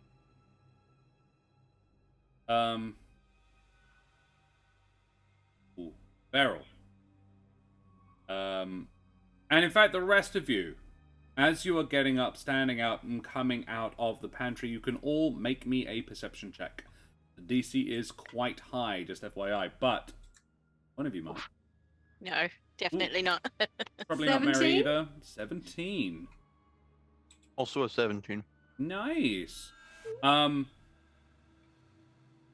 you are standing not too far from a grandfather clock. The creepiest of clocks. Of course. No, actually. God, yeah, this is what. Yeah. Beryl, you are standing. It's not a grandfather clock. It is a cuckoo clock. Oh, I forgot there was a creepier of clocks. Yeah, there is a creepier of clocks. And you are not under it, obviously, but you are close to it. And as you and Meathead turn, just again from the corner of your eye, the corner of your perception, the weights that control its movement sway into you quite violently. Ow! Like, not to the point of damage, but they're fairly heavy things, and you notice when one swings into you, pendulums into you. Who did and that? Meathead and Beryl, you both see that, and it looks like there was something that pushed it, but you didn't catch a look at it. Quite rude. Okay, now y'all just messing with me. Again, it is worthy to note that the clock is near a corner. And despite being daylight, the place is not super well lit. Has anyone got a torch on them? That's a good question. We could just light this place up. Or is there like a lantern? I mean, that would solve the haunting issue. Just burn the place down. That'll probably fix it. You know, I hadn't considered that. It seems excessive. Fixed it! You do We not did have to own burn the a house to the haunted ground, though, building. sorry. I Don't own a solved building. the problems that I am given. And make more. Modern problems require modern solutions. Did not ask how big the room was. I do have a torch. Cool. You may get it out and light it if you wish. I would like to do that. Because Since now I Beryl feel has like asked. it's hiding in the shadows. So if we make it a bit brighter in here, it might be easier to see. Ooh, you may all make perception checks. Ooh. 15. If it 18. matters, this is hearing based. I'm a kitty, damn it. Yeah. 21 for the bard. That makes sense. That tracks. You hear the skittering of feet. You would guess more than 2. Where? Where do I hear them? Like, everyone is sort of focused on that back corner. It is about 120 degrees around the room to the right from that corner. And in another corner. Am I still near the pantry? Yes, I would have said so. I'm gonna duck back into the pantry and get myself turmeric. Is there like a bag of turmeric? I love how your brain works. You're like, that's it. I would say there is a small jar of turmeric. Okay, Powdered. I'll get. Wonderful. I'm gonna pour some into my hand and toss it into the corner and see Love if that I you- can like. I need turmeric. I need turmeric. It mustn't be time. Oh, it's bright orange. True. Saffron. No, that won't do. Nutmeg, get out of here! Get the nutmeg. Nutmeg. Yeah. You pocket glitter the corner with turmeric. Pocket turmeric. Ooh, I like this idea. Yeah. Make me straight dex unless you're proficient with acrobatics. I am proficient with acrobatics, so I'm gonna Okay. do that. Ah. Ah! You succeed only in painting part of the wall bright orange. You don't see it, you heard it. I would say the others, did anybody get close to, have we heard it, did I hear a 17? Yes. Yeah, 9, you would have heard that pitter pitter pitter as well. 9, I would say your hunter's reflexes, you heard at least 6 feet. Yuck. Gross. Okay. So unless it's more than one thing, got a lot of legs. All right. This isn't some Almost. sort of monstrous millipede, is it? Insectoid, one could say. Gross. Hate it. Yes, on her free hand that's not holding the torch, her claws have come out. She is not playing games Yeah, anymore. digging into the wood of the torch. Have you lit the torch? Yes. Okay. Yeah. So what's the plan? What did you want? What did you want my torch for? Do we need to walk around this room? What am I doing with it? I want to suss out the shadows because I feel like it's hiding. Yeah, whatever it's in the corners. So we need to and Meathead is like behind the counter looking for the ledger as he's saying this. We need to cool. find the. You didn't have some like weird eggs that are now mysteriously gone. Were they like big kind of bad boys that kind of go on the top? Because I've met those before and they're nasty. No. Don't let them My touch your tummy's face. aching again. My tummy's aching just thinking about them. Yeah. You have a look through the ledger. What are you looking for, Meathead? I'm So he said it's been a couple of weeks, right? Mm-hmm. So I'm just looking for strange purchases. One, looking for things he's purchased. Two, looking for people who have purchased expensive and esoteric items to write in my own notes. Right. Next to the word suckers. Noted. All right, yeah. You get a whole bunch of names. Actually, this guy doesn't look like he does a lot of business, but when he does do business, it's good money. And from looking through this ledger, the one thing you do notice is this guy's making a decent profit. Like, he only needs to sell a couple of items a week because the markup is quite good. Because how do you price an esoteric item that no one's ever seen or heard of before? You're like, don't know what that is. Is it worth that much? Yeah, sounds legit. Okay, cool. Don't know where I'd get another. Brilliant.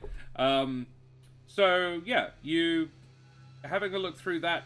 The list of purchases, you go back about 2 weeks is probably where, around about, yeah, you're looking at the 2-3 weeks ago mark, where something new would have come in. There would be about a half dozen items in that period of time that he would have acquired. There was a big shipment 3 days before the 2-week mark. 17 days ago? And yeah, they all came out of the called the Blight Sea. And in that place, I would say you may make me a history check about the Blight Sea, any of you. It's I don't know if it's a place any of you would have been, but this is what the history check would 14. determine. A 14? Interesting. 13. 13? 9. 9. Alrighty. So a 14 Beryl, you've not been there, but you have heard of it. I would say Meathead's heard of it as well as a seasoned mercenary. The Blight Sea is a place you do not mess with. Meathead doesn't avoid much in terms of work, unless it's work itself, in which case he will try to avoid it. Yeah, he does not. He was like, I have no particular interest in going to the Blight Sea. It does not sound like a cool place to be groovy. It is a desert with a few cities like spotted across it. Honestly, it's astounding to anybody not from there how it might maintain itself as a city, as a nation, as a population center. The shipment itself, not a collection of specific items, though it's worthy to note the gems were among them.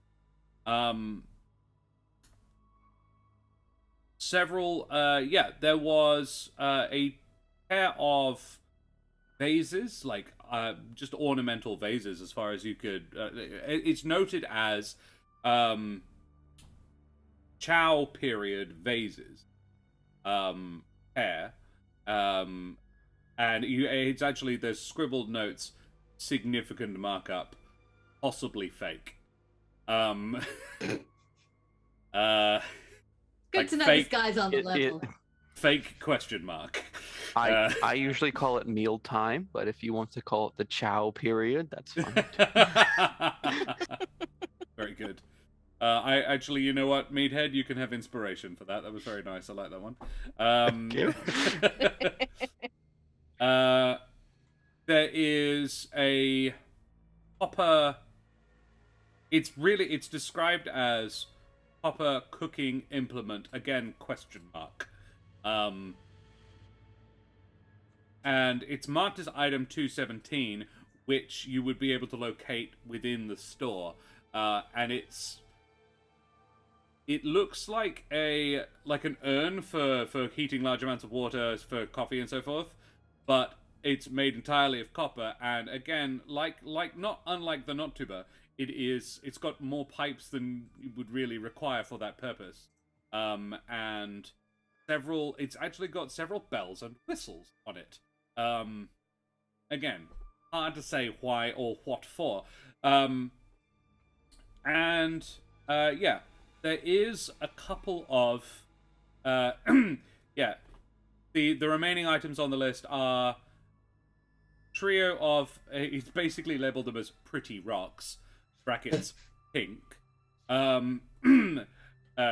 brackets seriously valuable, question mark.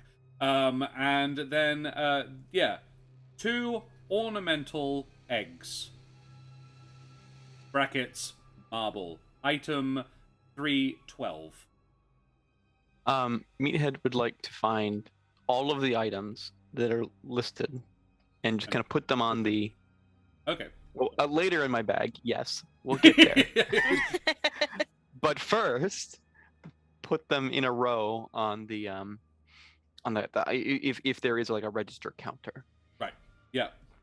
Just so they're all observable together. Very well. While Meathead is doing this, because it's probably take him about 5 minutes, what do the rest of you do? Does Meathead share this information as he's going through it? Like, that's interesting, that's interesting. So, are people assisting Meathead, or are you doing something else? Meathead does share. I'm following 9 around as they shine the torch everywhere. And I'm just like eyeballing every little corner of this place. Like, show yourself. Nine and Beryl, you could make me perception checks. What would Mary do? I am standing centerish to the room, and I would like to ready an action the moment I hear any kind of skittering, any weird movement. Turmeric. I just rolled a 7 for my perception check. So Brilliant. I'm possibly blinded by turmeric. You can also make perception checks. An 18 is good. How'd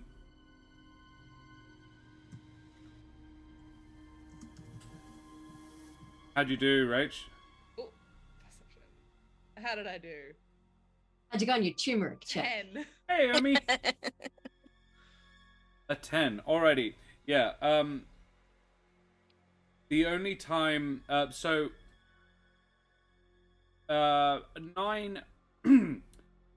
You are doing the shining with Beryl. Mary, you do not hear any more. Well, you do a couple of times think you hear it, but it could just be the noises being created by the others. Not that stops you from pelting the walls with turmeric. We're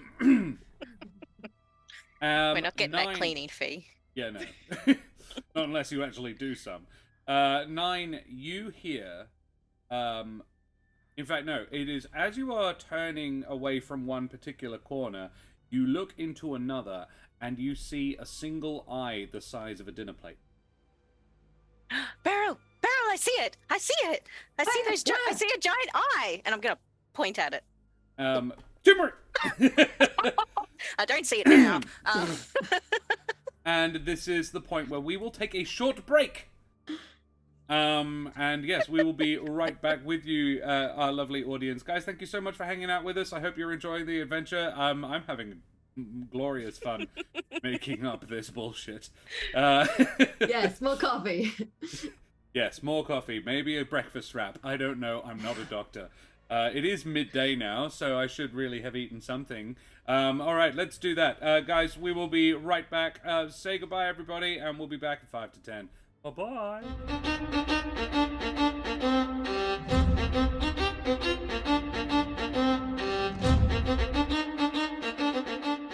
Vast ahoy and g'day, mateys. We be back for more one-shot roulette.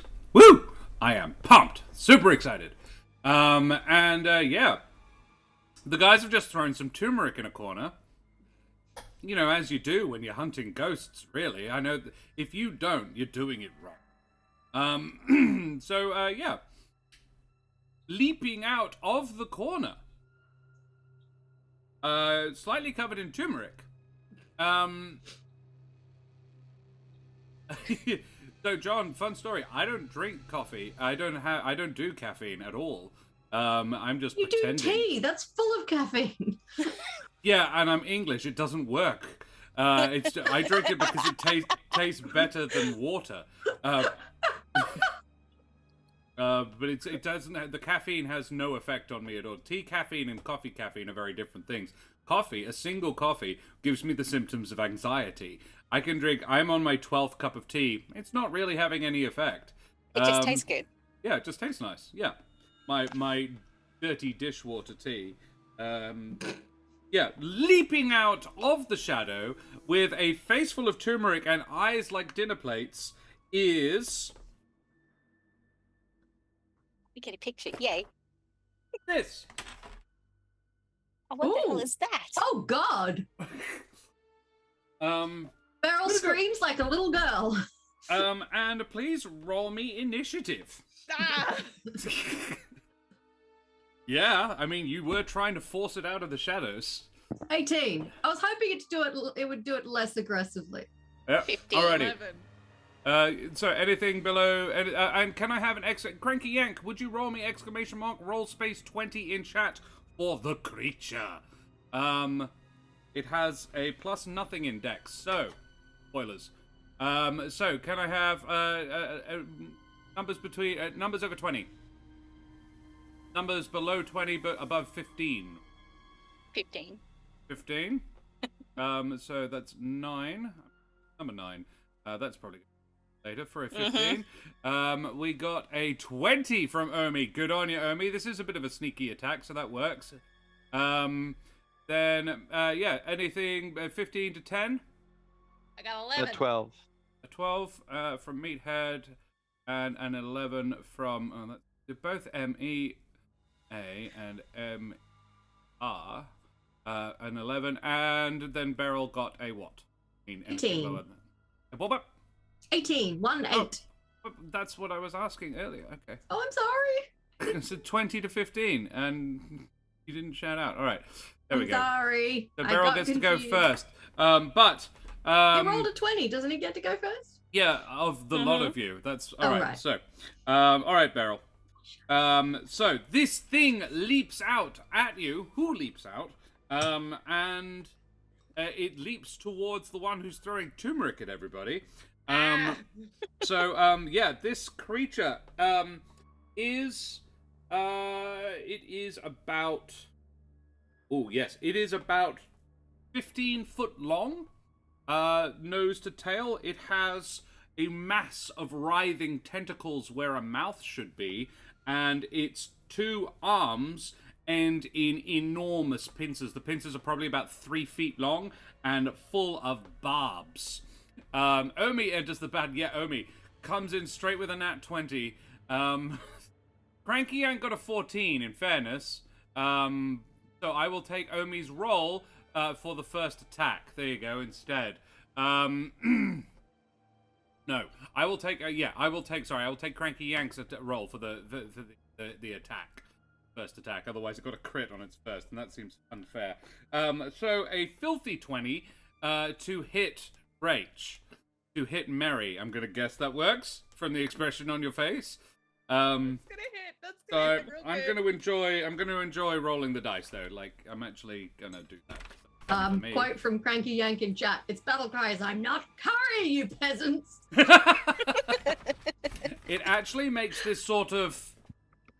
Hang on, I'm going to not be on camera when I do this noise, but it makes this sort of noise.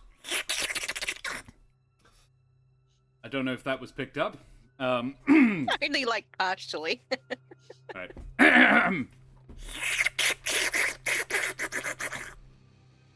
No. The sort of wet sucking noise. It's the noise you make by grabbing your cheek and fluttering it quickly as you breathe in. There you go. Please don't do that. I couldn't hear you before, but I perfectly understand. Yeah, there you go. For the rest of the game, Zoidberg. Exactly. That's pretty much the noise. And it hits you for quite a bit. 14 bludgeoning damage. First of all, ow. Second of all, can I use my cutting words reaction? You may. What does that do? Does that injure it? If it makes an attack roll, ability check, or damage roll, you can expend 1 use of bardic inspiration, roll the die, and subtract that number from the creature's roll. So I'm going to subtract some of that damage. Thank you very much. Very well. What is that, a d6 bardic inspiration dice? At level 5, I think it's 8. Oh, fuck yeah. I mean, heck. Excellent. That's totally fine, my friend. -6. How much damage did I get? You took 14, so 8. That's slightly less. Ouch. Guys, this thing is gross. Get it off me.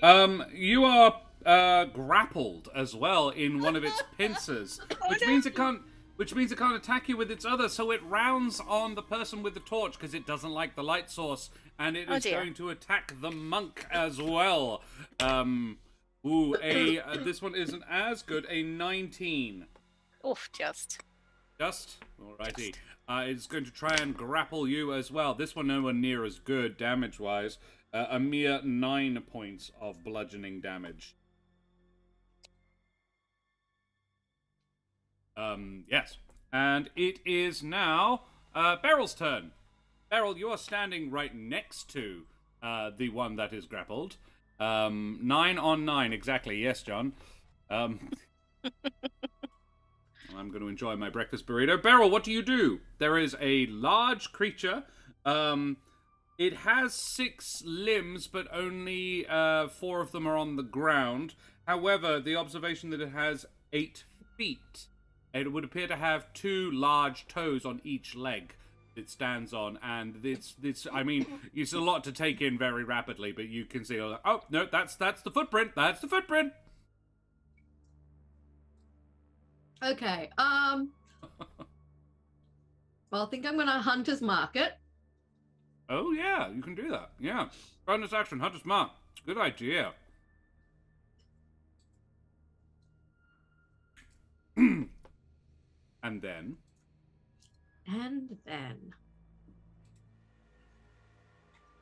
I think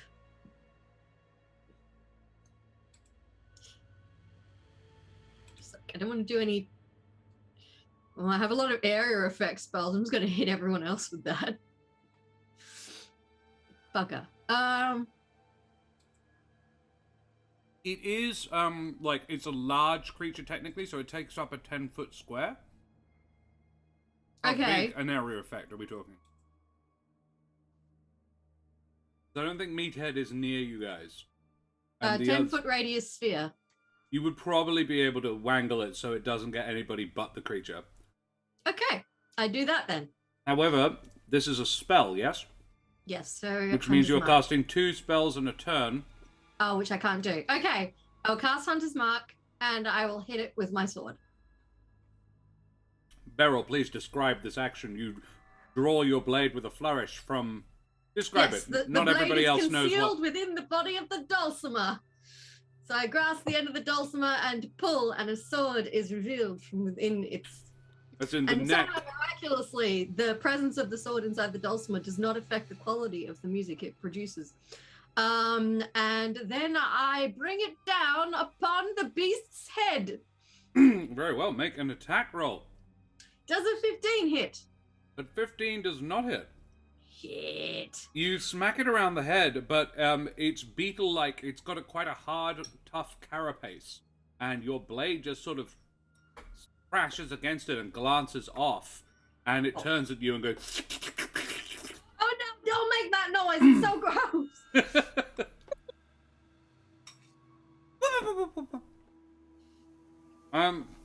What level is the party? Level 5. Cranky Yank. Yuck. Oh, people really hate that noise. Weird. Good to know. 9. Beryl, do you move? You are in threat with it. If I move back, it'll get an opportunity. Well, it does have both of its hands full, quite literally, with 2 of your friends. Cool. I will back up then. Alrighty. Yeah. Yep, no. It can't do anything. Because it is busy. So Cool. Beryl backs away a little bit. Cool, you do that.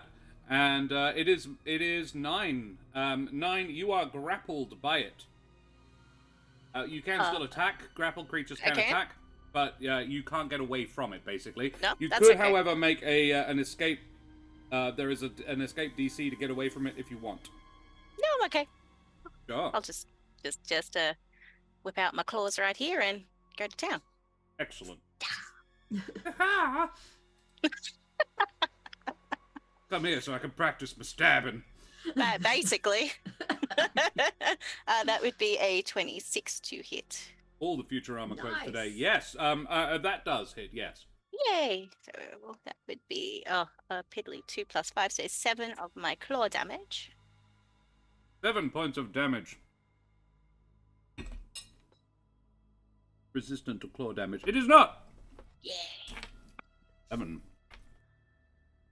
Noted. Omi Yeah, it likes doesn't to like grow that. sloppy noises, Josh. I know. So one I person's saw. a fan. Omi, you're a gem and a champion, and we adore you here. Alrighty. I think we need... This music is far too chill for this.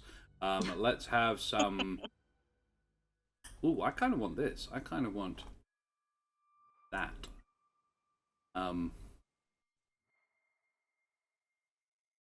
Yeah. Cool. Any other attacks? You're a monk, so you can do that a Yes. lot, right? Yes, I was going to do, because I use my own hands, I would like to use my unarmed strike as my bonus action. Very well. You do that. Which would be another 26 to hit. Nice. Stupid monks. Yeah, go for it. And another 11 damage. 11. Mm. Nice. That's why we bring them. Yeah. It has taken 18 points of damage, I believe, all up. Very nice. Meow meow. I like to think you're hissing as you're doing it as well. Yeah. I do that, I'll scare my own cat. So I won't do that. Noted. You do that. Yeah, next in the order, unless you have anything else you'd like to do, like, I don't know, flurry of blows or something. I already used my bonus attack. Okay. So I'm okay. In which case, yeah, next is Meathead. Oh, you could say I'm quite upset about being interrupted in my. Guys, I was doing some sleuthing. Oh, all right. I was doing some scam preparation. Ah. That's what I'm upset about being interrupted. So upset that I'm going to enter a rage. Yeah. Hey! I was scamming. And we'll run over and we're gonna strike him recklessly. Ooh, Please don't. reckless attack. Strike him, Centurion, very roughly.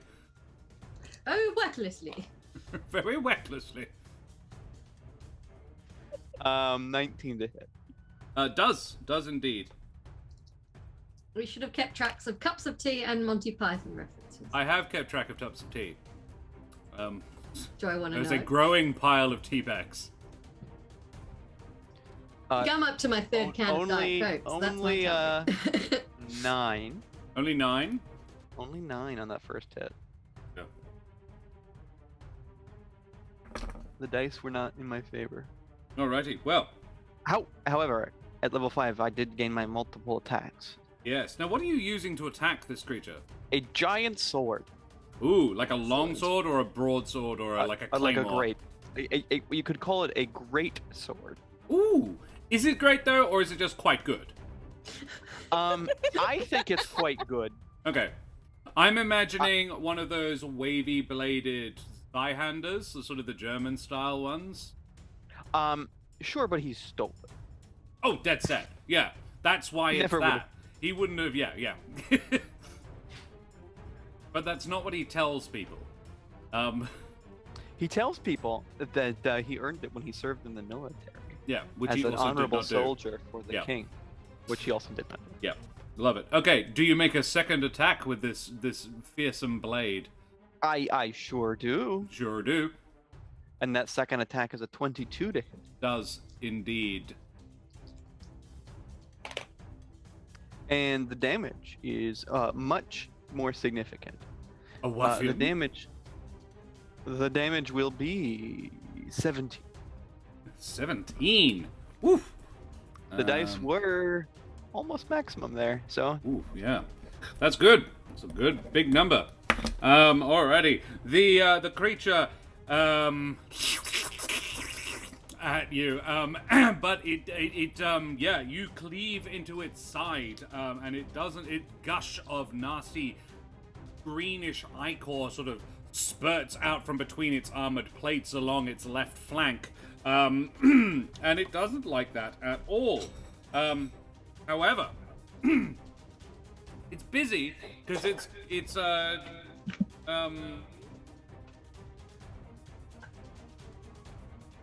yeah, cool. All right.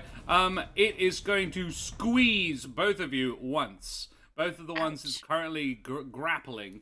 It's going to squeeze you. So it will basically make a pair of attacks at advantage because you are grappled. So this is, I'm doing it in the order I did it last time, which means Mary cops a 17 to hit. Oh no! Yeah, that hits. And oh yeah, 19 on the dice probably will. Yeah. So you both take 2d6 plus 4 squeezing damage. Ouchies. Oh Mary. Oh no. I do not have resistance to that variety of damage. 15. Ow! Ow! Ow! Ow! Ow! Ow! Ow! Ow! Ow! We didn't do Mary. I apologize. Before this happens, Mary, keep track of that because it will happen to you unless you get away. Try and get away. Yeah, that's a good, valid use of your time. Let's. I just rolled the damage for 9, who doesn't have the opportunity to get away at this point. 9, you just took 9 points more damage from the squeezing. Mary, I apologize. It is your turn first. Alright. And Meathead, did you have anything else you wanted to do? I was gonna say you have a premonition of incoming damage. Yeah. You're like, I feel like it's gonna squeeze me more. Get out of this. My bonus was to rage, so. Very well. So I'm going to cast Pyrotechnics right at its unnaturally large eyes and say, "Get dazzled, you stupid ghost!" This doesn't feel like no ghost as well. Look, I've never seen a ghost. I was told it's Maybe a that's ghost. what It's ghosts a look ghost like. to Mary. Fair. Mary thinks it's a ghost. Might be a ghost of some enormous bug. So it needs to make a con save or it's blinded. And I don't know, hopefully startled into dropping me. So to get free of the grapple, you actually have to make an acrobatics or athletics check to get free. Can I do that and cast a spell? That would be an action. Is why I ask. If I blind it, will it drop me? It might. Fuck it, I want to cast a spell. I love it. You do that. Alright. Remember, con it was save. 15 squeezing damage. Con save. Right. Con's quite good. I got a 15 on the dice, I'm afraid. Why do good things happen to me? Bad things happen to good people, is what I meant. My brains have been squeezed out my ears. Mary has a nosebleed. Get blind, you filthy ghost! Is it anybody nearby, or is it just specifically the thing you're aiming it at? Because Each the monk creature is within a very close. 10-foot radius. Yeah, that's also 9. Oh no. Oh no! It's What do I need to probably, to do? be honest, it might even be Meathead as well. Oh. I will say it's What's not Beryl. What's the save Yeah, again? Beryl backed up. It's a 15 con save. I will say that Mary Oh, is I make trying it. to get as few people as possible, so I'm going to say Meathead isn't involved. Good, good. And 9 wasn't affected. 9 was like... I already rolled it. That's right, I rolled a dirty 20, so. How'd you do, Meathead? I rolled a 23. Okay, you're both fine anyway. Yeah. Meathead goes, "Oh God, I can't see. Smite. I have some additional parts of the cut." You've injured me! Oh, I am very much hurt. Compensation! Yeah. You, Mary, you gonna get squeezed for that 15 damage, I'm afraid. And it feels like one of you has taken a bit more damage than the other, and Mary is not very, you haven't really heard it yet, so it's like, yeah, whatever, on that one. So, the tentacles of its mouth, it brings 9 up to its tentacles, and 9, a whole bunch of them sort of wrap around your face, go to sort of grapple your face meat.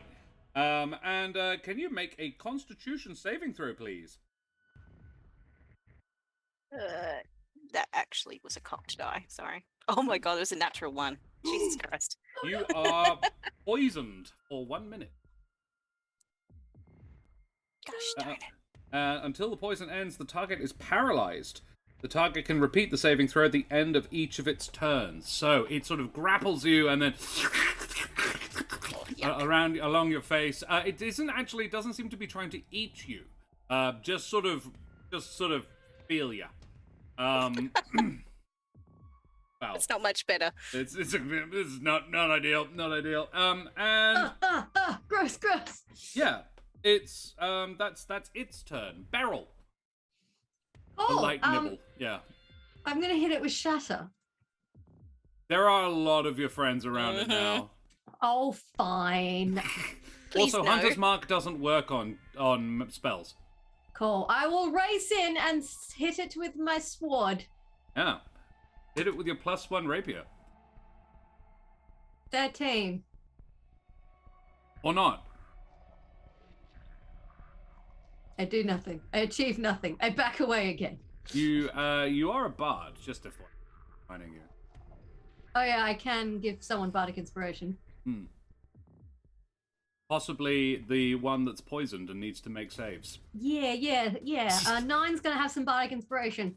And I'm like, 9, get up! Shake it off, 9! You got this! 9 has gone rigid in its grasp. So 9 has gone like, ugh.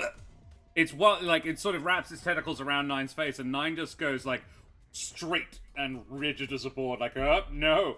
You can see 9's her toe beans curling in on themselves. Nah, hard pass. Nope. You are now inspired to break free of this disgusting situation. 9, it's your Thank turn. you. You can't do much, but at the end of your turn, you may repeat that con save. The DC is 13. I would like to try to get. I can't move at all, No, or I can you're do the grapple paralyzed. check. God Yeah. damn it! So I can't do anything else, so we'll skip to that part. Yeah. Which Break was free, not 9. very good. So bardic inspiration, how's it work? Yep. The you can add a D8 to D6. whatever you want to add it to. Oh, let's do that because that was terrible. Pretty sure it's a D8 at level 5. Beryl's level 5. I think it is a D8 at level 5, I said. Okay. It is a D8. 6, 3. Oh god, no, that's still like a 7. Oh, no. Yeah. It's a terrible roll. You are paralyzed and grappled. Yeah. Next is Meathead. Well, it's up to me, I guess. Get in there, Rage Goblin. I'm a half-orc. That's quite culturally insensitive. I'm Yeah. sorry. Wow. We're I gonna. think Beryl saw things through that lens, but turns out. Yeah. Anyway, It's her time we're in the going- guard.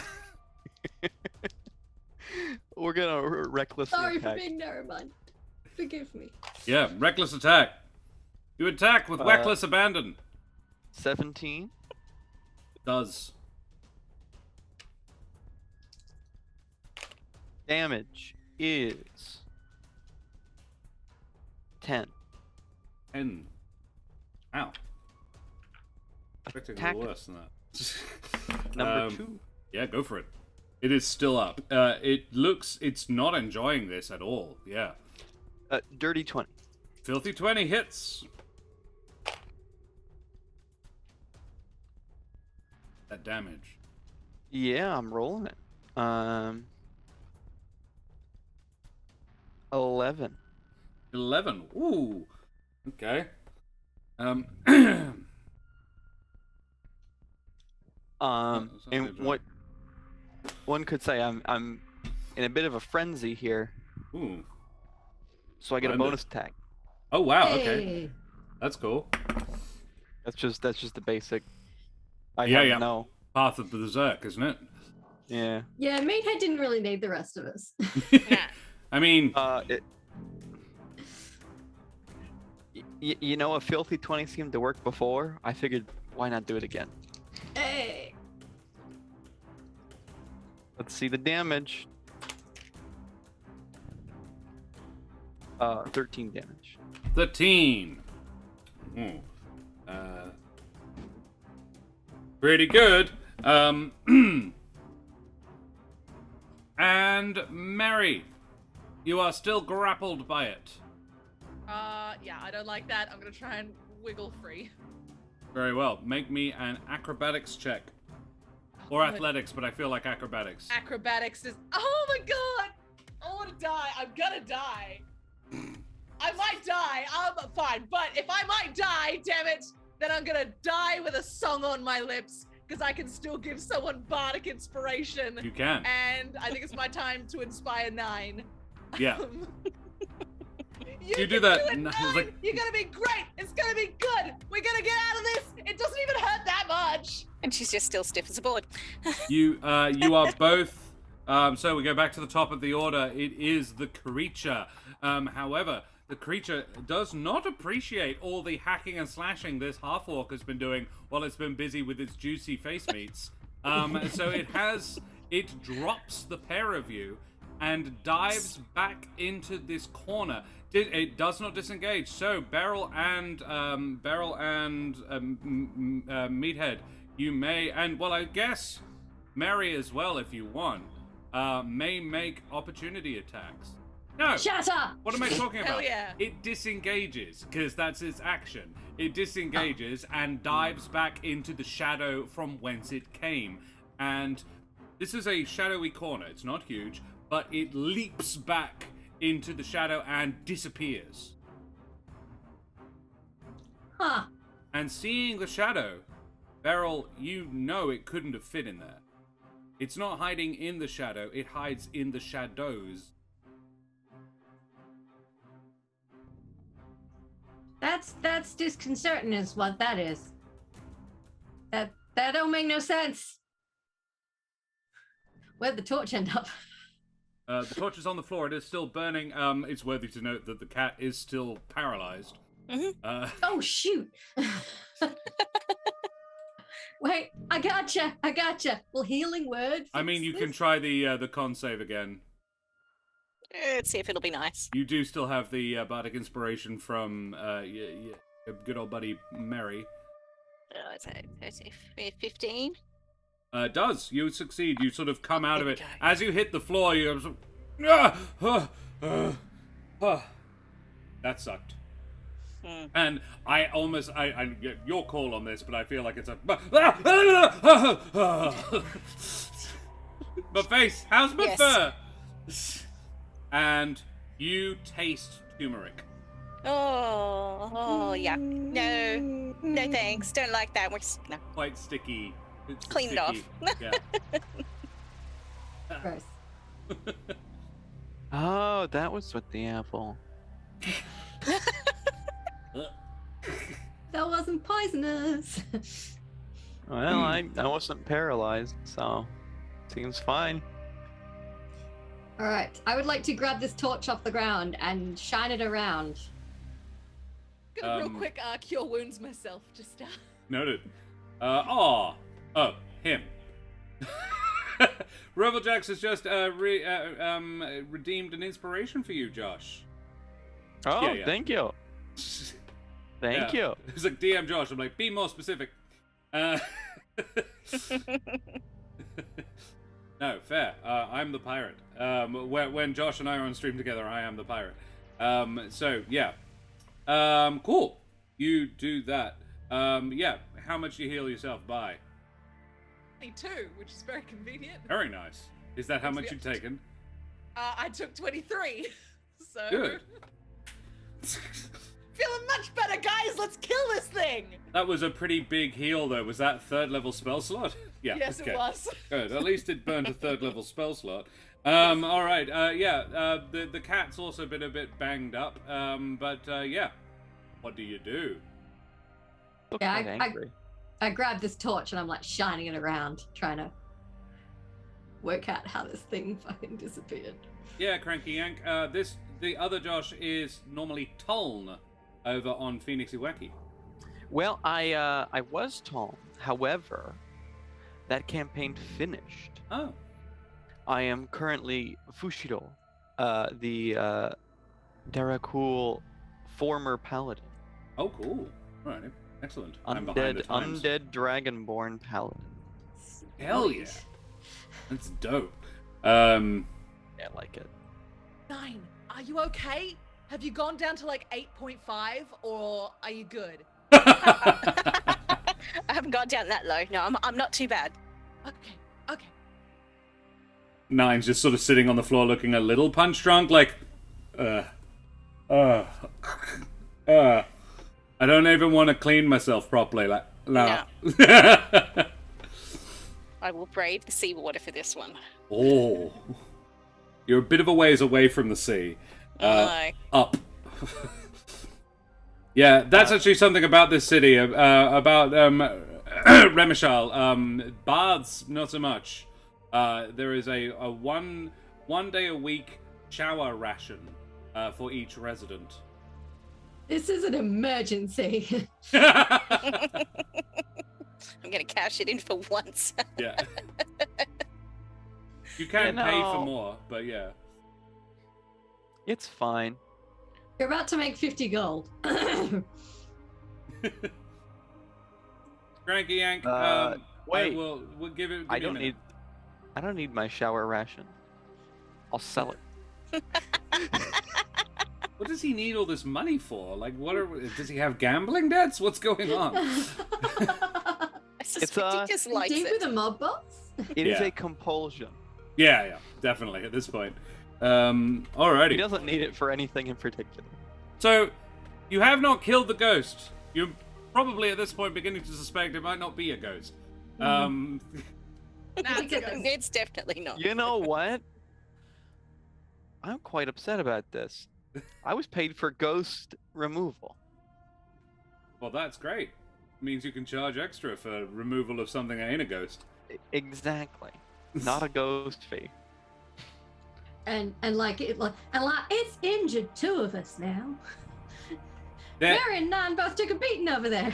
Make a survival check. Anybody who wants to. I think 9 and Mary, you would probably be still a little rattled by that experience. So your DC is a little higher, but yes. Just 10. 10. 16. Ooh, 20. Yeah, Mary's like, I want to get to the bottom of this. Yeah, 15. Was it in the not tumor? So yeah, I see a 23. I heard a 15. 16 from Beryl. Yes. Alrighty, Beryl and Mary, you notice more than one fluid was excreted by that creature during its brief appearance. Yeah, there was some face goo, but there was also some ichor that has splashed across the floor.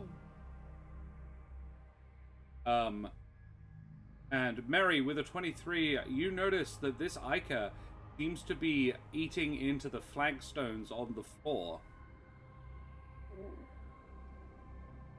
Well, that's not good.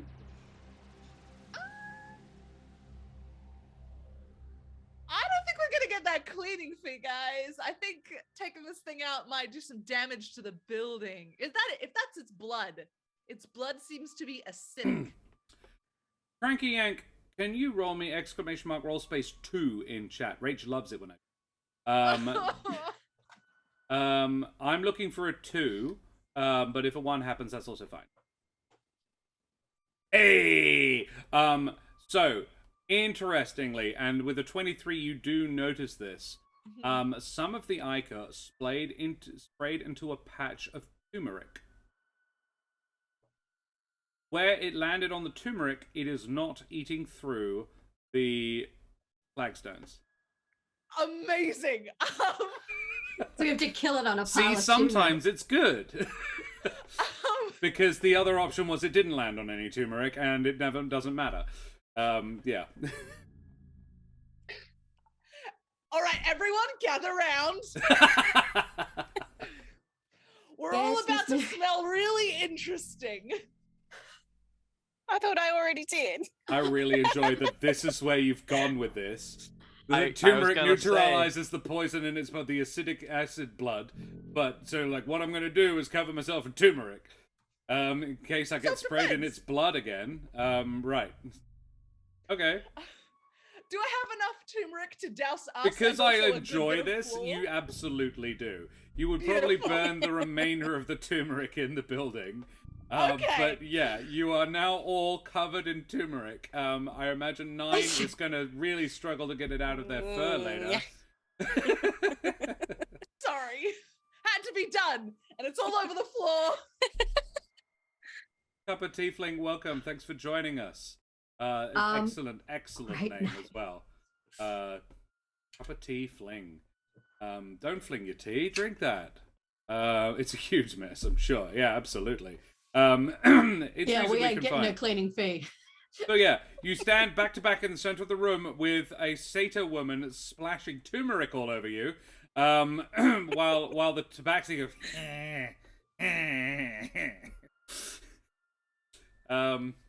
Meathead considers just as another day at the office or whatever, and Ratness is Barrel's rolling in the turmeric. No, Meathead said okay, it is another day at the office. He's sitting there considering. Okay, so like we can't do the cleaning fee. dodge that. We can localize it to cleaning fee, 1 room, pantry. Done. There you go. The pantry is very clean. The rest of the place, Not so much. questionable. Yeah, it's worthy to note that during the fight, several items of furniture got knocked over, a couple got broken. Yeah, this place is looking like there was a small fight in it. What? I have no idea. Like, how did you kill the ghost? Well, we forced it out of the shadows, and then we beat it up and covered it with turmeric. Look, Works this every is time. true to the Ghostbusters modus operandi. Absolutely. So, Blast what do you in, do make as much about mess as possible. what do you do about the creature? I suppose is the important point. Well, I've grabbed hold of the torch, and once we're ready to go, I'll start like shining it around, being like, "Where are you? Come out." I imagine wherever you you're listening carefully for this. Mhm. Perception checks. Anybody who would be listening, I don't know, is Meathead thinking more about like what he can charge for this service? No, he's got to complete the service Back now. on the job. Yeah. Back on the- 19. 19.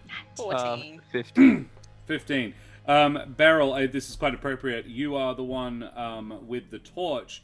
You hear, and in fact, no, what am I talking about? Beryl, you know exactly where it is.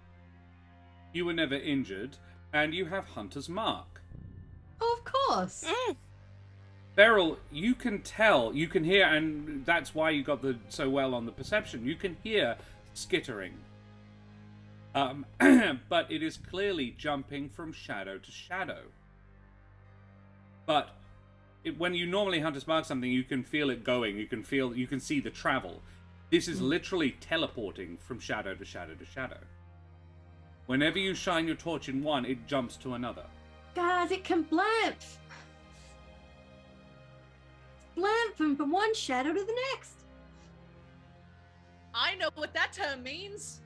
Teleporting. Very experienced adventurer. But everybody else Totally. doesn't. Teleporting. Sorry. I heard someone call it blanfing, and I just like saying the word blanf.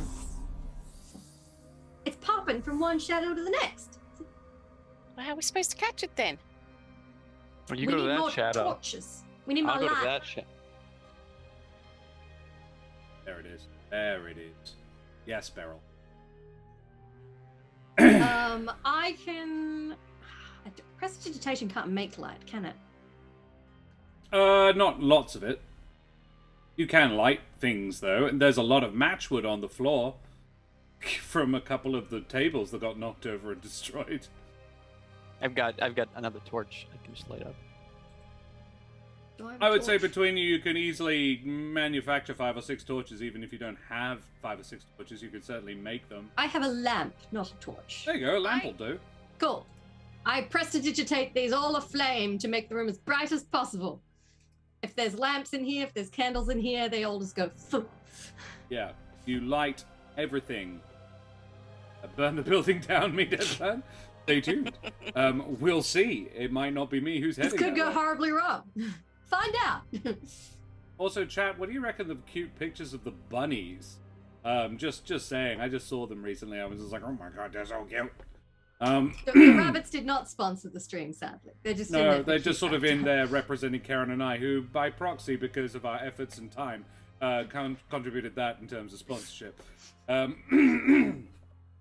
So, yeah, you basically try to blot out all shadows within the room. Alrighty, make me, I am setting a number in my head, make me a combined, you guys can roll either, like, you can each choose to roll either Arcana or Survival. And I will take the cumulative numbers, and you need at least a certain amount that I am setting in my head. I rolled a 12. 12, I see a 14 from Mary. 15. 15, so 29, 39, 41, and a 7. 17. 17! 41, 58, all up. That is damn good. And who rolled the lowest? Which of you rolled the lowest? I think it was Mary? I did a 14? 12. A 12. It was Beryl. Okay.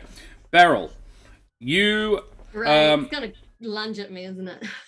you are the last to approach the corner, a corner with a shadow large enough to contain it. And as you do, you shine that lantern in there, and the thing bursts out at you again. And it is going to attack you. Beryl, Woo! I will, however, not give it necessarily the surprise round, because I expect you were probably like at least mildly expecting this. So let us because rolling dice is fun, let's roll initiative again. And would somebody in chat please do me the favor of rolling initiative for the creature? 8. Apparently, I was quite surprised. Look, that's fair. So this time around, Beryl got an 8.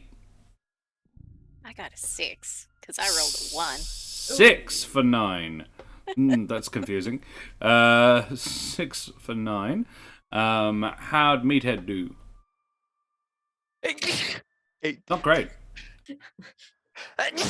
18. Bless you. There you go. I was And- like, all right, let's hope I can get this out before he asks. And Mary? 15. 16. Oh, that's convenient. Just because it fits in the order I'd already put it in. And the creature goes last. You are all expecting this. Thanks, Omi. Yeah, good low roll for the enemy. Cool. So this one comes at you again. Beryl, I imagine in the split second you have to examine this creature. It does not look injured. Does it heal up when it blamps? I'm not telling you that. Of course not.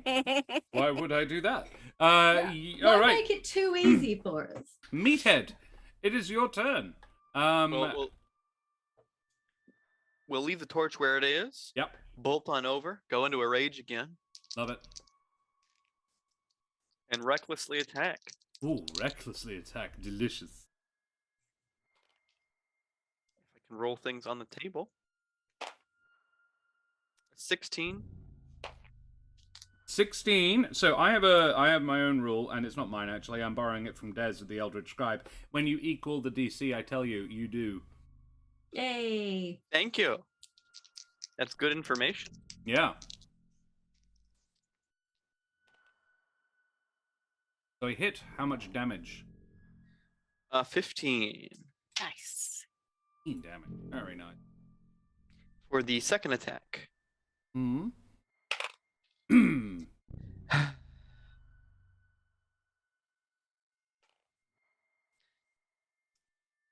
You ever have that moment where you see the dice come up on 20 and then it just slides off the table Oh, rough. and you're No, I know what that was. anyway, so it's a 25 to hit, Okay, that's still pretty good. not a 20.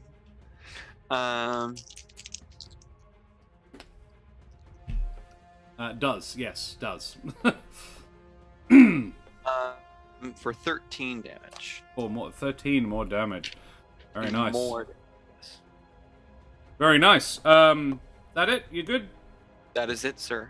Splendid. Next is Mary. All right. You are first clear thing I'm across gonna- the room from it. Good, I'm gonna stay there. Nope. Nope.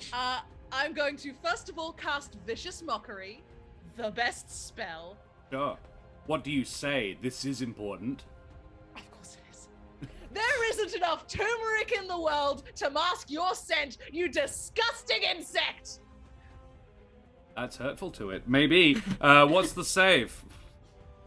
It's a wisdom 15? save. Wisdom 15. save. Oh, buddy. You know what I rolled on the dice? What? 15.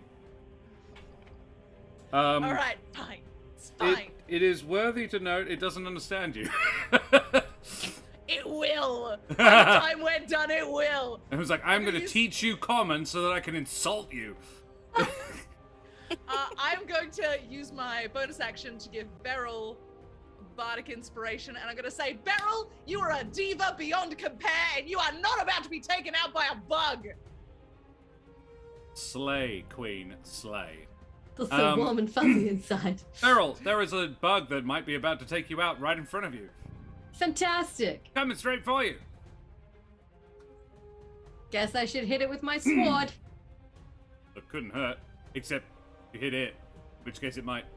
If I actually manage to hit it, that would be great. Let's find out. You do have bardic inspiration now. Dirty 20! Hey, you didn't need it. Hey! Yeah, roll me that damage, and don't forget to add that d6 from the Hunter's Mark that is still active. 9. With the d6? Yeah, that's with the D6. Okay, 9 points of damage. Hey, Beryl, you're on the board. It has now taken more damage than it had before, and it doesn't like it at all. Do you do anything with your bonus action? I am going to give 9 bardic inspiration. Yay! Like, How 9, many? get in there, you clever cat, you. No one's ever called me clever before. Alrighty, speaking of 9, it's 9's turn. Unless Beryl wants to run away and vote in making an opportunity attack. I'm gonna stand my ground because I don't want to take the opportunity attack. Valid 9, what do you do? I'm going to go head on over there and get busy with my claws because I'm not happy with this thing. Yep, love it. See, I don't have to describe anything. You just do it. It's fun for me, and I'm really riffing on the exhaustion at this point. Oh, It's so at least 2 terribly. levels. That would be a 16 to hit. Is the number you needed. Oh, thank God. You had inspiration, but you do have an extra thing. It says 3 plus 5 is 8. Uh-huh. And for my bonus, I will burn a key point. and Hells three yeah. of blows, Hells yeah. Yay! which is a 19. Does? Yay. and another 11 damage. Oof. Oof. Very nice. Flurry of Blows is 2 attacks, is it not?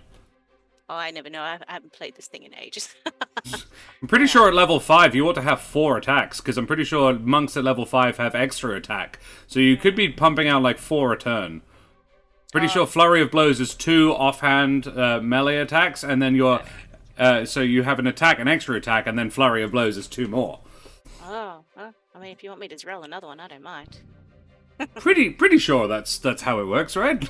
Where's Hamish when you need him? He loves monks. Yeah. I'll double check. I'm a rules guy. Everyone complains about how broken, like how not great they are. I'm like, what the fuck are you talking about? Monks are They ridiculous. are great, but you can read so much to know what you're doing every day. Yeah, fair. Yeah, it's all about key management. But they regenerate key on the short rest. That is the important point. Don't let monks and warlocks. Yes, we have both in our normal party. Yeah, monks are great. They get a lot of smack, but unlike rangers that are crap. No, I'm kidding. Rangers can be great too. You just need to play them right. Yeah, it doesn't say anything about a second attack on the Flurry of Blows that I can see. Oh, No, John just told me, yes, you do get an extra one. Yeah. You get the extra attack, for just normal extra attack. Yeah. And Alright, Monks so are now stupid I have awesome, do I Definitely. have to roll to hit with that one as well? Yes. Alright.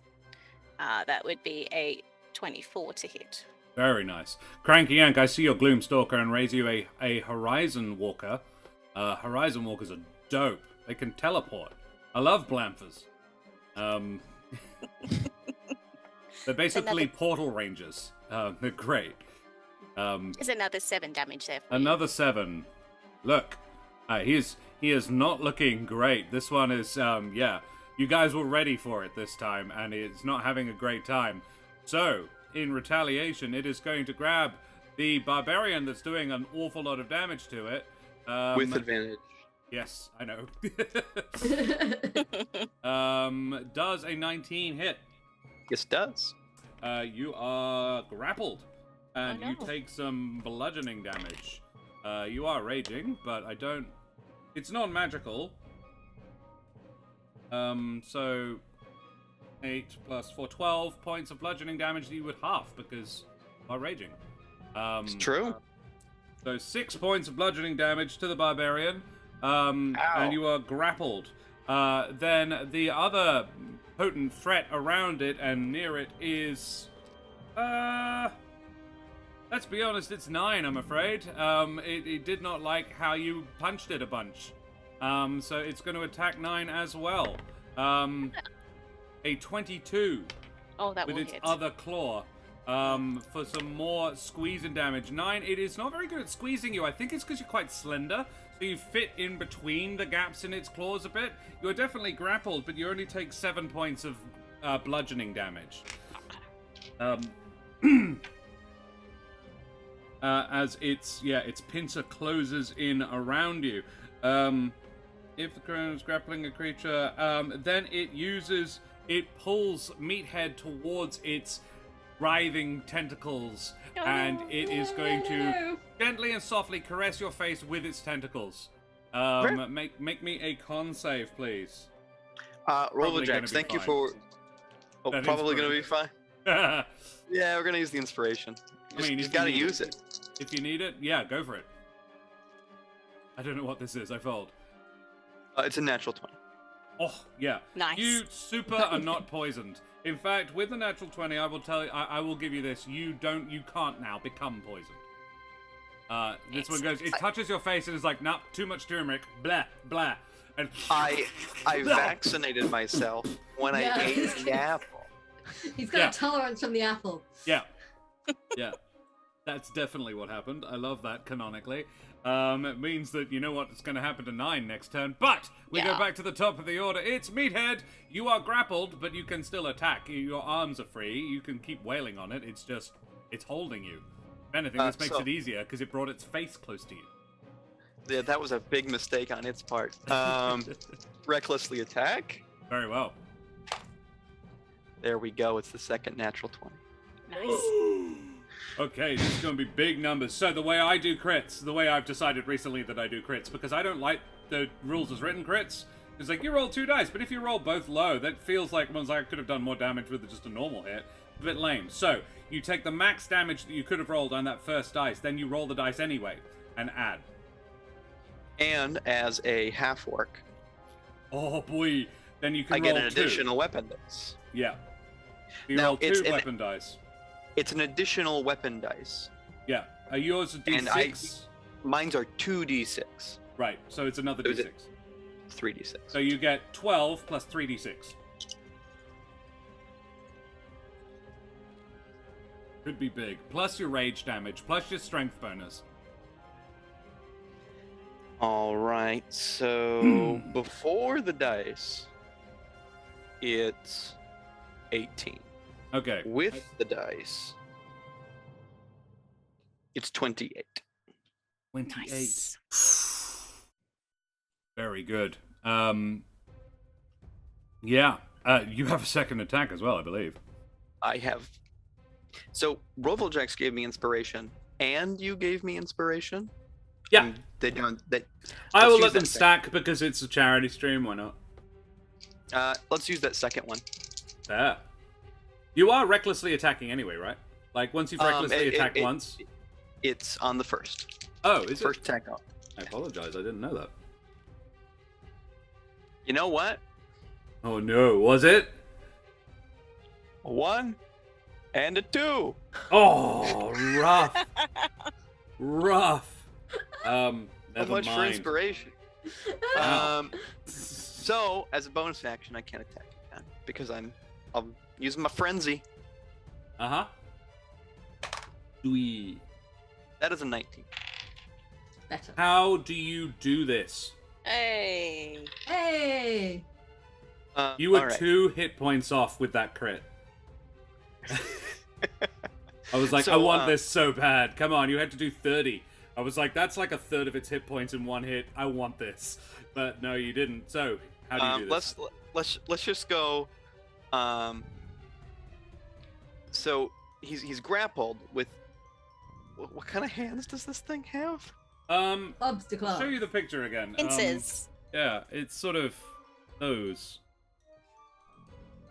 Okay. So it tries to, get me with the tentacles. And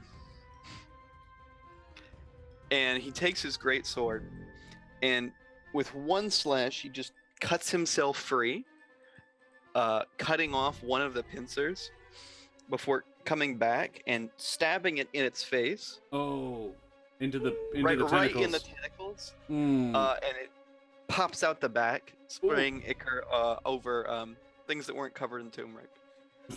Yeah. The wall behind it, the shadowy wall that behind it, which is actually the wall with the clock, gets covered in acid blood. Yeah, you and Nine both managed to. I'm gonna, because it's cool. It basically just collapses out from underneath you, and you both manage to sort of keep your feet as you land. You have slayed the beastie. Hey! This is a chul. And at the end, once we've sort of wrapped up the story, once you guys have gone and told Simon how well you did, I'll tell you what it is. Well, I, for one, want to walk into a tavern covered in turmeric. That's going to make a good story.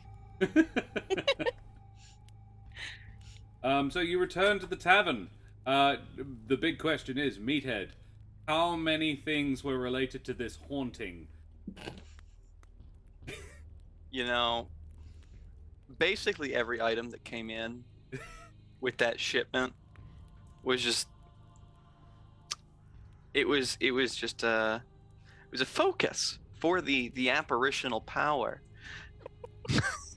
The guy returns to his place of work and finds a 15-foot cockroach with tentacle face. He was like, "This was not the ghost I was talking about." Amusingly, the vague description he gave you of the apparition, that is what he saw. There you Look, go. in fairness to him, it hid in the shadows and it could teleport. So I imagine it would have presented quite ghost-like if you didn't get a good look at it. Can you make me perception checks, please? Oh, Dirty 20. Yes. 23. 23. 17. Oh, you all. As you turn to leave, you've gathered up all of your evidence and your possessed and dirty and, magical items. Do you steal the knot tuber? No. Confiscate? Okay, you leave it. I'm honest. I'm not stealing it. You don't And have Beryl's enough a former hands. law enforcement officer, Yeah. so she's just turning a blind eye to these Okay. shenanigans. So as you all turn to leave, your occasionally purloined items bulging in your pockets, you hear the pitter-patter of tiny feet. Oh, dear God. Inside or outside? Inside. Shit. I double check it's not ratness. Okay, it's not ratness. Did you Oh, no. find all the items in the store that were in that shipment? did I find all the items in the store that were in that shipment, Yes. You did. You did. You did. including the eggs? Actually, yeah, it's worthy to note there were supposed to be 2 eggs. Both of them were intact when you found them.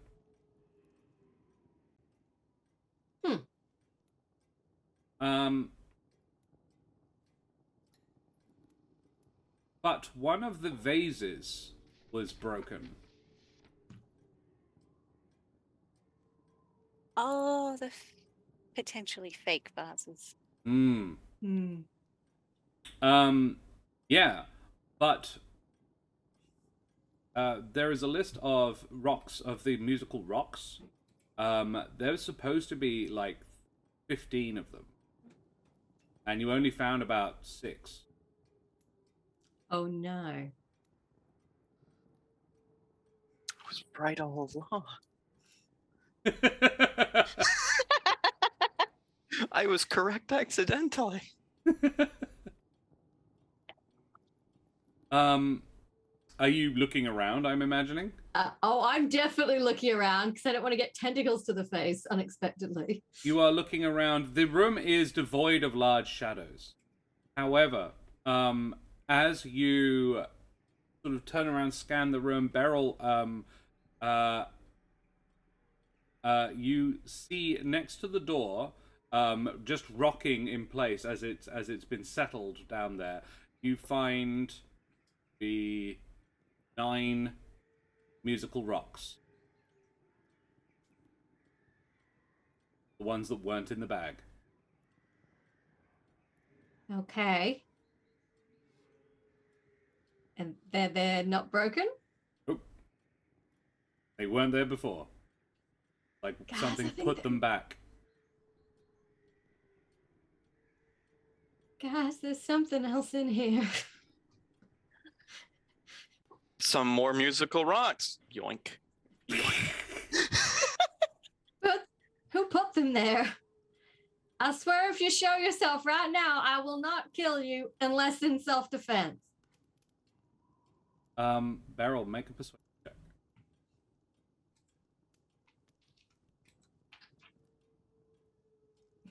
$16. Bad. Beryl. From a small shadow near the door, emerges a small pair of hands. Hands, not claws. It is maybe 12 inches tall, this little creature. It is humanoid, broadly speaking. It has very large ears and very wide eyes. Not really big enough to be sort of saucers, but fairly big. And this little creature, it's dressed in a sock, but a sock that has been tailored to make a rudimentary but quite flattering for its figure dress. It's a pink sock, and it has had a small length of twine wrapped around its waist to form a belt. It looks out and says, "Please not hurt." Oh, that wasn't what I was expecting at all. Hi. Do you live here? And she nods. Oh, were you hiding from that? You kill thing. Oh, so you've lived here for a while? Many years. I born here. Oh, right. Cool, no worries then. You're not the problem. I stay? Yeah, like, that's fine with me. Like, you weren't what we was paid to remove. So, as far as I'm concerned, you're all good, mate. I keep pretty rocks. They're already in me head's back. It's okay. You keep pretty rocks. Thank you for kill. Oh, no worries. Like, do I have any pretty rocks? Laurite, what's her name? Sock Owl. Okay. Do you like it here? Yes, it's my home. I owl. Sock Owl. Oh, Fuck. lovely to meet you, Sock Owl. What are you, if you don't mind me asking? Like a pixie or a fairy? Glim. Glim. I a glim. You can make me an history or arcana. Anybody. 9. I feel like I do not know what a glim is. An 8. No. No idea. Meathead, do you care? 5. I do care, actually.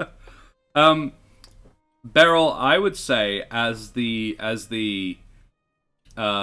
storyteller, as one of the two storytellers of the party, it's a children's story.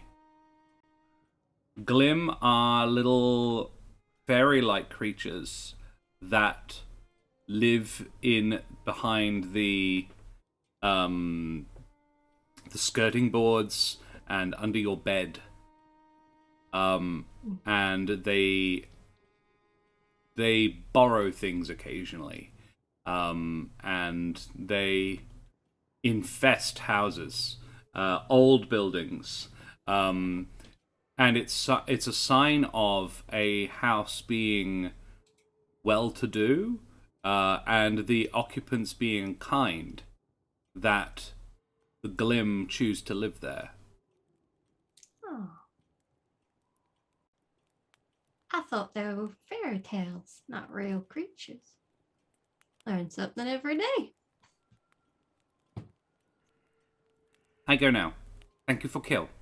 Oh, no worries. You take care. Sorry about the turmeric everywhere. Glim leaves.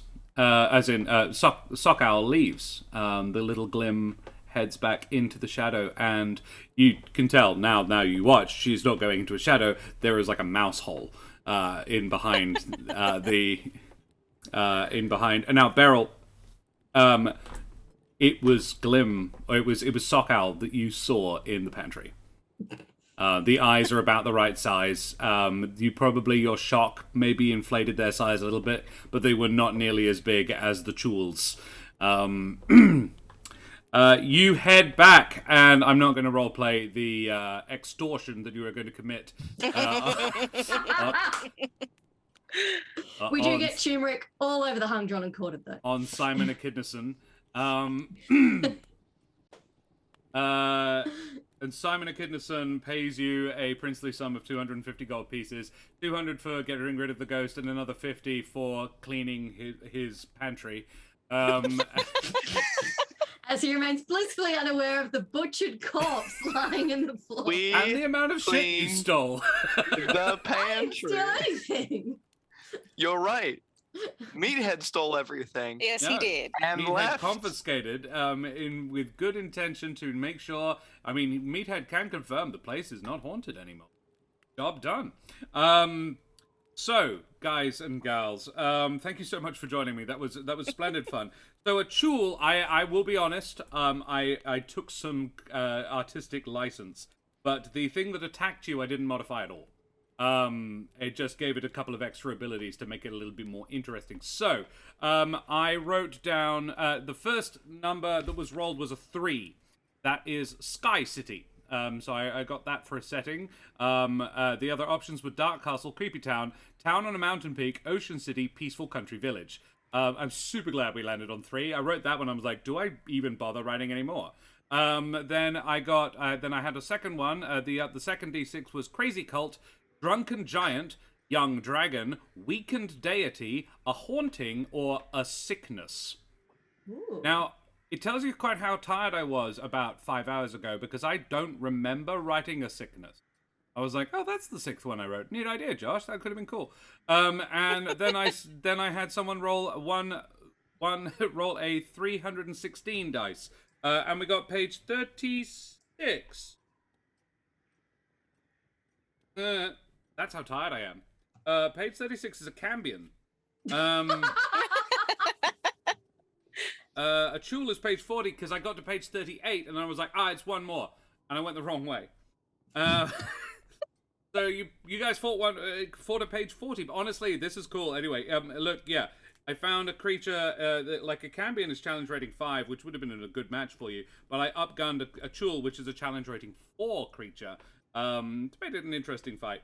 They are survivors of the ancient Aboleth Empire. Chuls are crustaceans, the Aboleths modified and endowed with sentience. They have followed the ingrained directives of their creators, as they have done since the dawn of time. Nasty, nasty creature, but I gave it the ability to transport from shadow to shadow, because I thought that's creepy as. So yeah, there you go. That's all the secrets, and I liked. Yeah, let's do favorite moments, shall we? That wasn't intentional. It turned out amazing. Sock Owl. Yeah, that's cute. I want thank you, Sock Owl Ivana. to turn up again at some point. She's now. cutie, isn't she? Alrighty. Yeah. Well, let's talk about favorite moments. This is something we like to do at the end of our streams. It's something I've borrowed from the Dreaded GM, and it's nice and affirming, and I really enjoy it. Where we go around the table and say what we all think each other did really well, because it was this was been a splendid game, and I really enjoyed it. Thank you so much for playing with me. So, let's talk favorite Keren moments. Let's start at that end and work our way across. Keren, let's talk. Well, we don't. I know other DMs make the person go first. I think that's a bit mean. Let's talk about favorite Keren moments. Who has a favorite Keren moment to start us off? A favorite barrel. And chat, if you have favorite moments as well, please chuck them up. I say other DMs. I mean Ardana makes you do it. Tell me how great I am. Yeah. Don't all go at once. I liked Ratness. Yeah. Just adorable. And just the interaction with you two is really cute. I love that. So Beryl is the character that Keren and I take it in turns to play on Mano a Mano. So she is our 1v1 D&D campaign character. And a roving dwarven bard with a halfling offsider who is a rune knight. Okay, I see. I get it. I get the picture. My favorite Keren moment. I really enjoyed the my favorite thing for me as a DM was really fun was persuading the thing you couldn't see to reveal itself. And you did it twice, and I was so glad you did it a second time, because Sock Owl would not have come out if you hadn't persuaded her to. And I was really glad you did, because it gave me a chance to have that interaction. Beryl is a sweetie. She's got a spine, but she is a sweetie, and I really enjoy the way you play. Yeah. I really liked that last little bit with Glim. It was adorable. Josh? Yeah, I really liked how in character you stayed with a lot of your reactions. You could really feel the emotions of everything that was happening, and it really helped set the tone and the mood for a lot of everything. Keren, favorite self moment?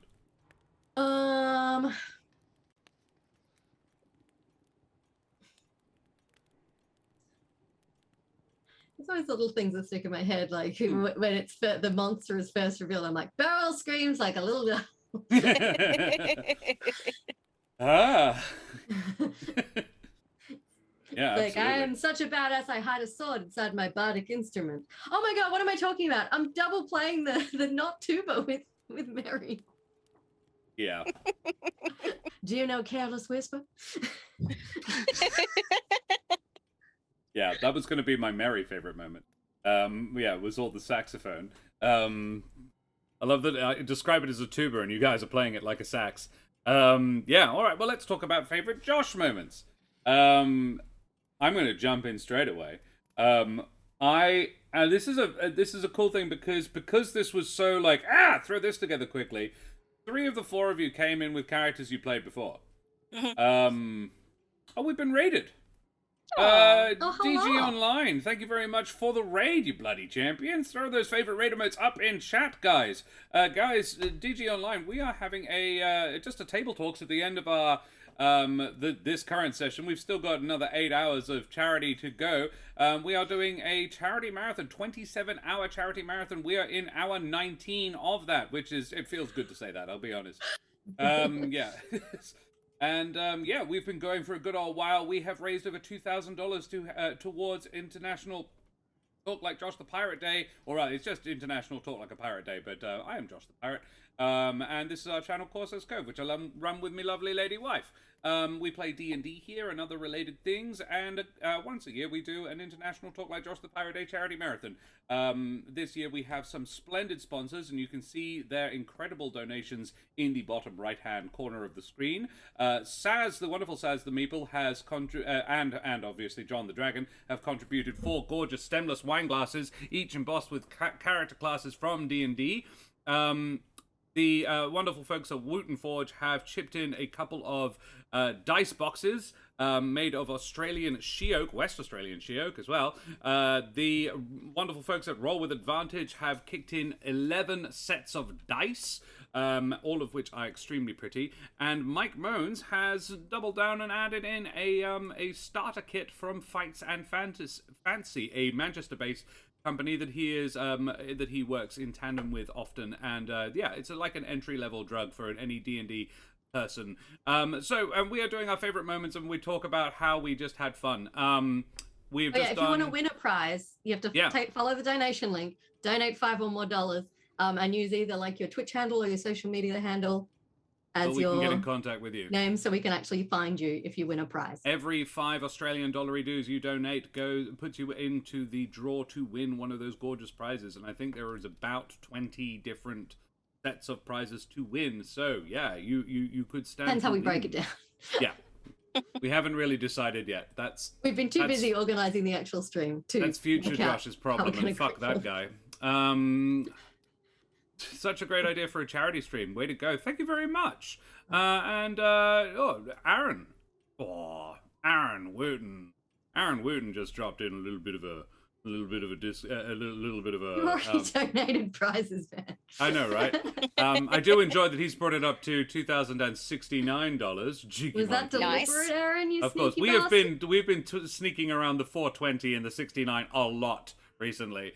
Wabber is obsessed with those numbers. I don't understand why. I don't get it at all. 19 out of 27 hours. You must be exhausted. Both Keren and I, who are running the stream, DG, are. We have been taking it in turns to get short cat naps, but we've had all of the ones we're going to get for a little while. Thank you for the follow as well, DG Online. Good, you bloody champion. I can hear colors. Mm-hmm. You can taste nothing. No taste sensation. Nothing down the right-hand side of my face. Yeah, favorite DM. That's future Josh's problem. Fuck that guy. Yeah. The problem about being self-employed, your boss is always an asshole. All right. So yeah, and they're always my favorite... there. They never go away. And he knows when I'm slacking off. If I take 2 days off to play Total Warhammer, like obsessively, he knows. And judges me while I'm constantly while I'm doing you could do this. You could be prepping for your charity stream that you've got coming up in 3 days. And I'm like, I could, but I wouldn't be getting the instant dopamine kick from defeating orcs. My favorite Tuln moment, my favorite Josh moment, because Tuln wasn't here, my favorite Josh moment was that, yes, 3 of these characters were ported in, but what was cool about that, because it was very last minute, was that you guys came in with a very solid idea of who they were. Now, I'm not saying that you couldn't have done that anyway. I've seen Josh DM. I know that he is very capable at putting together NPCs on the fly and dealing with that sort of thing. But it was really cool to see this very storied character. That I really enjoyed getting these little insights into his backstory. That was really cool. I really enjoyed that. All of his little offsides of blood, like that time when I didn't do that. Yeah. I really liked you eating the apple. I couldn't tell if it was stupid or just like fearless. It could have gone either way, and I loved the ambiguity. Yes. I agree with It's that. funny. It's fine. It's good. Just add a flavor. Turmeric. I appreciate the character's drive and push for exactly what is his end goal. There is no deviation at all, and I love that. And the stealing. Yes. It's like, well, this is all clearly possessed and must be confiscated. Far too dangerous to leave it in here. Oh, wow. Poor guy's got a 15-foot insect corpse and a bunch of pilfered stuff to deal with. He's never hiring us again. Never come back. It's like, we're going to get off the Sky City, like, now. Had another donation as well from a wonderful person, a lovely human being, and somebody who I went and did youth theatre with, and I will give no further clues. What a splendid person, you. Lovely, charming individual. Alrighty, Josh, favorite self moment. Really liked the apple, just because I had the prop. It was just like, Yeah. Perfect. it's like, Like, I where's he never buy going, huh? apples. I never buy apples. I bought some apples yesterday because we have a typhoon coming, and I was like, maybe I should get some food that doesn't require refrigeration. Yeah, good idea. Valid. It was perfect. I love it. Nicely played. Yeah. Yeah. Yeah, I think the last time I bought apples was for a similar reason, because I was teaching in the UK.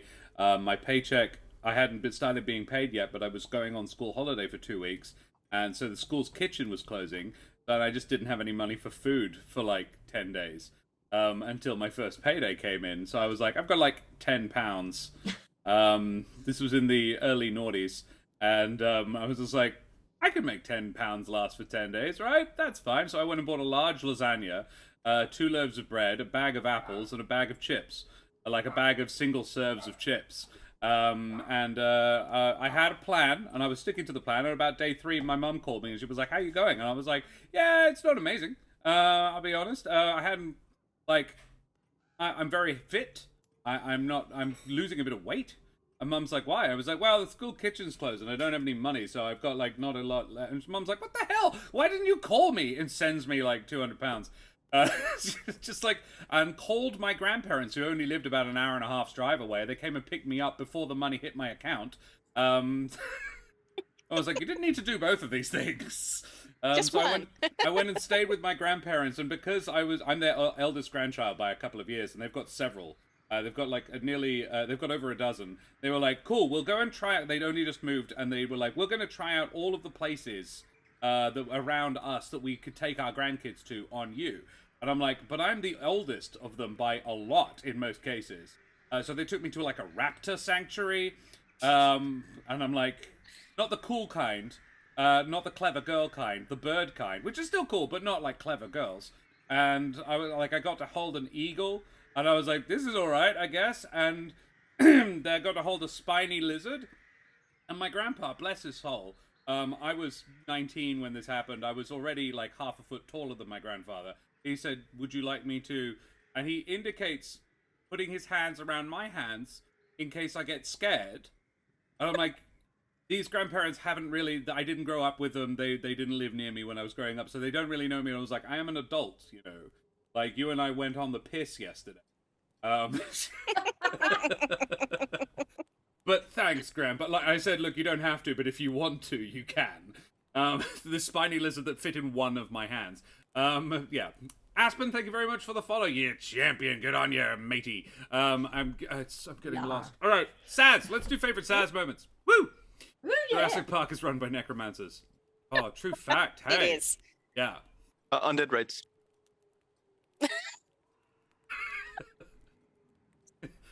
New My favorite hashtag. necromancer thing is like, you have my sword and my axe and your brother. What's wrong with you? Favorite Saz moments.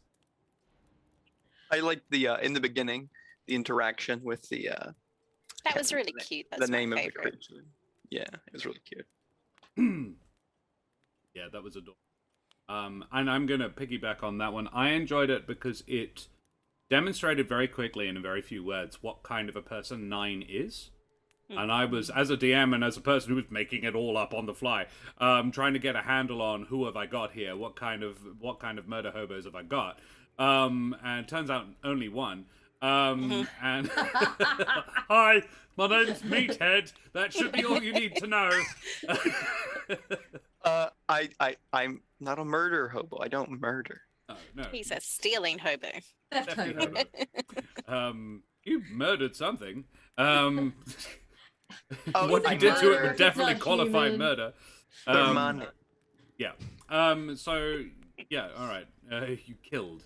Yeah, I really enjoyed that because, yeah, it established quite early on who this person was, and I like giving players those individual scenes to see how they react. Basically, it's a good intro for any character if I don't know them. And yeah, I really enjoyed 9. I was like, this is... and I like the little cat-like flourishes you gave her. I have 2 presume of them. her. They've trained me well. Yeah. Speaking of succinct moments that like sum up the character quite early on, I liked when we were all negotiating at the bar, just like we totally know what ghosts are and how to deal with them, and you just come in like, I don't know what a ghost is, but I'd like to, and it's just like very open, curious, and honest, and I loved it. It was beautiful. It's like, well, then you can come too, strange cat person. Let's go. I just respected the big cat energy of just bounding into battle with nothing but your claws. That's Like, my I will favorite come part and- about her. Come in and slash you with my kitty claws. Yeah. Pleased me muchly. Yeah. Favorite, The nice favorite, flavour of the tabaxi through the combat. favorite Saz moment, Saz. Oh, mine was the little intro. I Sketchy. loved that. It was just adorable. Oh, yeah. Splendid. Thank All you right. for that. You are very welcome. Rach. Let's do some favorite Rach moments. So Rach is playing the only character who was made up today. And I thought that was really, really cool. Because for all that I've complimented everybody else on how it's really cool to see those little flashes of backstory, I really loved how Rach can do that without. She didn't come off as storied, but she was definitely... I love it when my favorite moment is I love it when you play bards, because you are always this really affirming sort of like, you are a splendid queen, and you have all of the, and yeah, I can't do it, I'm not you, but yeah, it was glorious when you're giving out your bardic inspirations, and I have another, but I'll wait. It's gotta be love- Noctua, right? No, mine was the pocket glitter turmeric. That was a close second. Yeah. Yeah. I was like, I loved that. That's what you did with that information. Like, is there enough turmeric? I'm like, fine, yes. Paint the town yellow. Oh man, I- this poor platypus. We just trashed his place. I'd have preferred the ghosts. He really fucking would have. That thing would have killed his ass. Additionally, though, the energy that you had with the character really was easy to play off of, and was easy to keep. It kept the energy the entire table, like where it needed to be. Kept everything really happy and really positive. It was just fun to play with. Promethean, thank you very much for the donation, you bloody champion and splendid person, you. And Aspen, thanks for the biddy. It was Yay. unfortunately this isn't a campaign, Aspen. This is just a one-off. This is something I've stolen shamelessly from Pheonixiwaki out of desperation. I because we had a DM drop out at about 10 hours notice, and I was like, no, fuck it, I can do it. So I did. Who needs sleep or prep? Yeah, I was going to sleep for a solid 6 hours. Keren was going to be running this session with Dread in the DM seat. Nope. So yeah, we are playing something Phoenix calls one-shot roulette. I think I'll probably have to come up with something different for it because I really enjoyed it. But I don't want to steal the name. But yeah, no, I kind of want to keep it as a campaign. I really enjoy this group. They're a really fun party. And they have a great backstory of how they all hooked up. Yeah. Hashtag phrasing. Yeah. I meant what Then I we said. went up to the third floor of the hung, drawn, and quartered and go wild. No, second floor. And all drew meat. So, hung, drawn, and quartered, for those who are not familiar with my world, is a pan-dimensional, interpalanar business.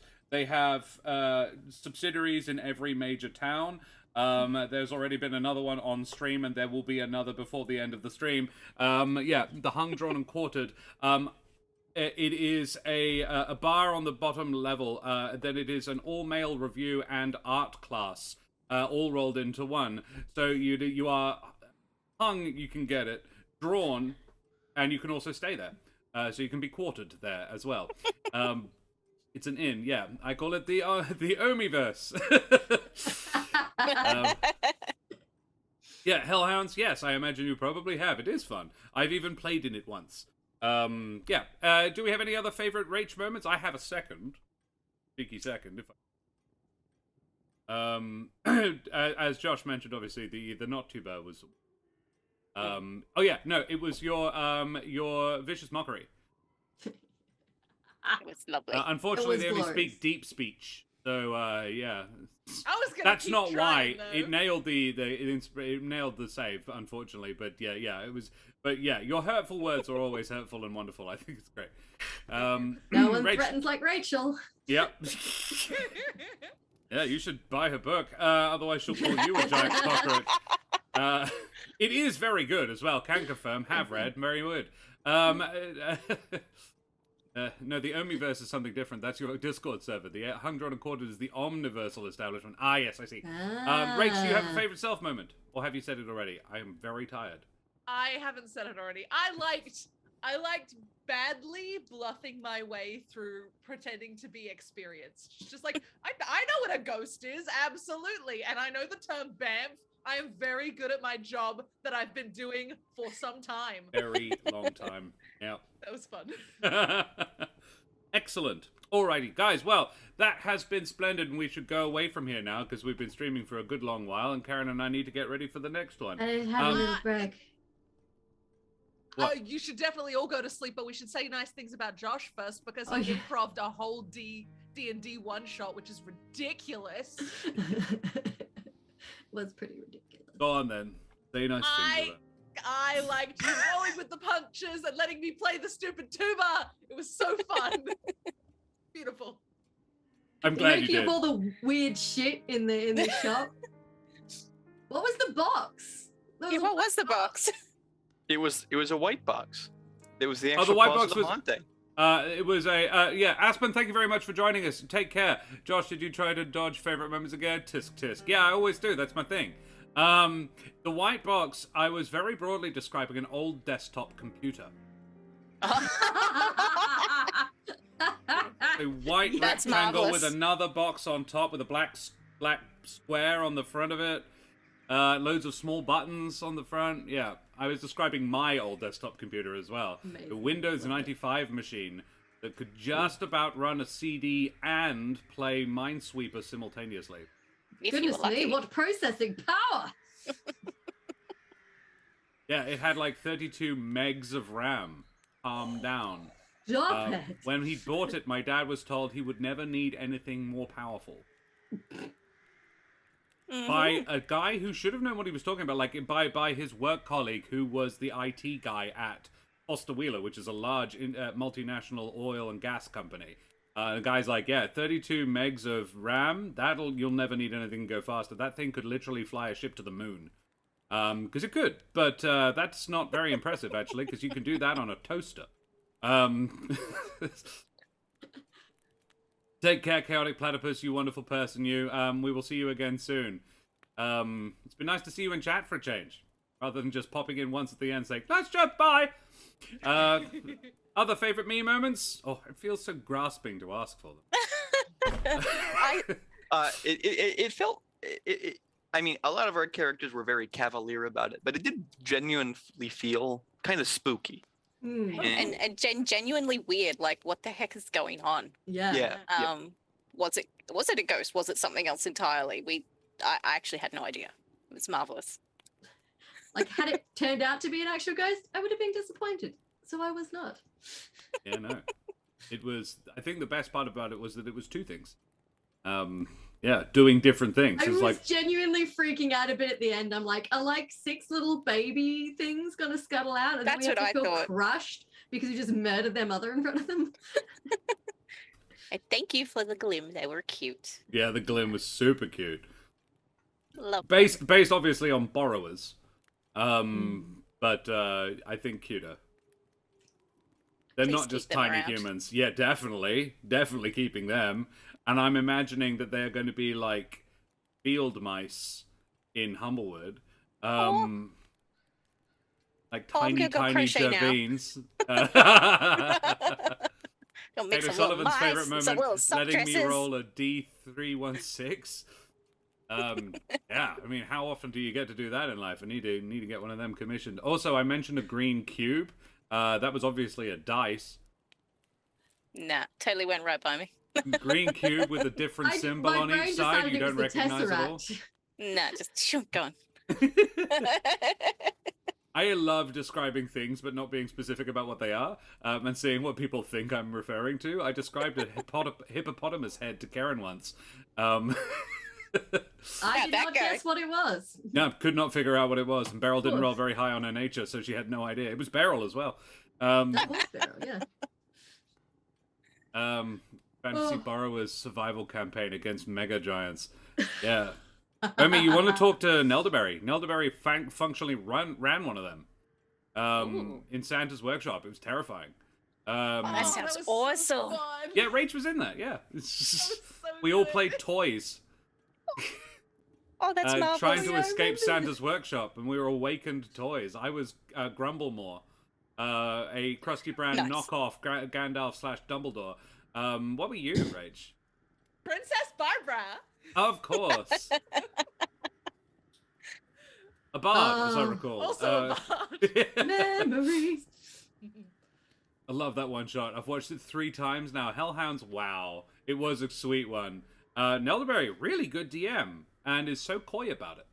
Bard. I'll go yeah. keep that in mind. Thank you for that. Yeah, note that. Because I make a big long list of DMs every year. Yeah. Oh, he'd be up for it. I speak for him. Yeah.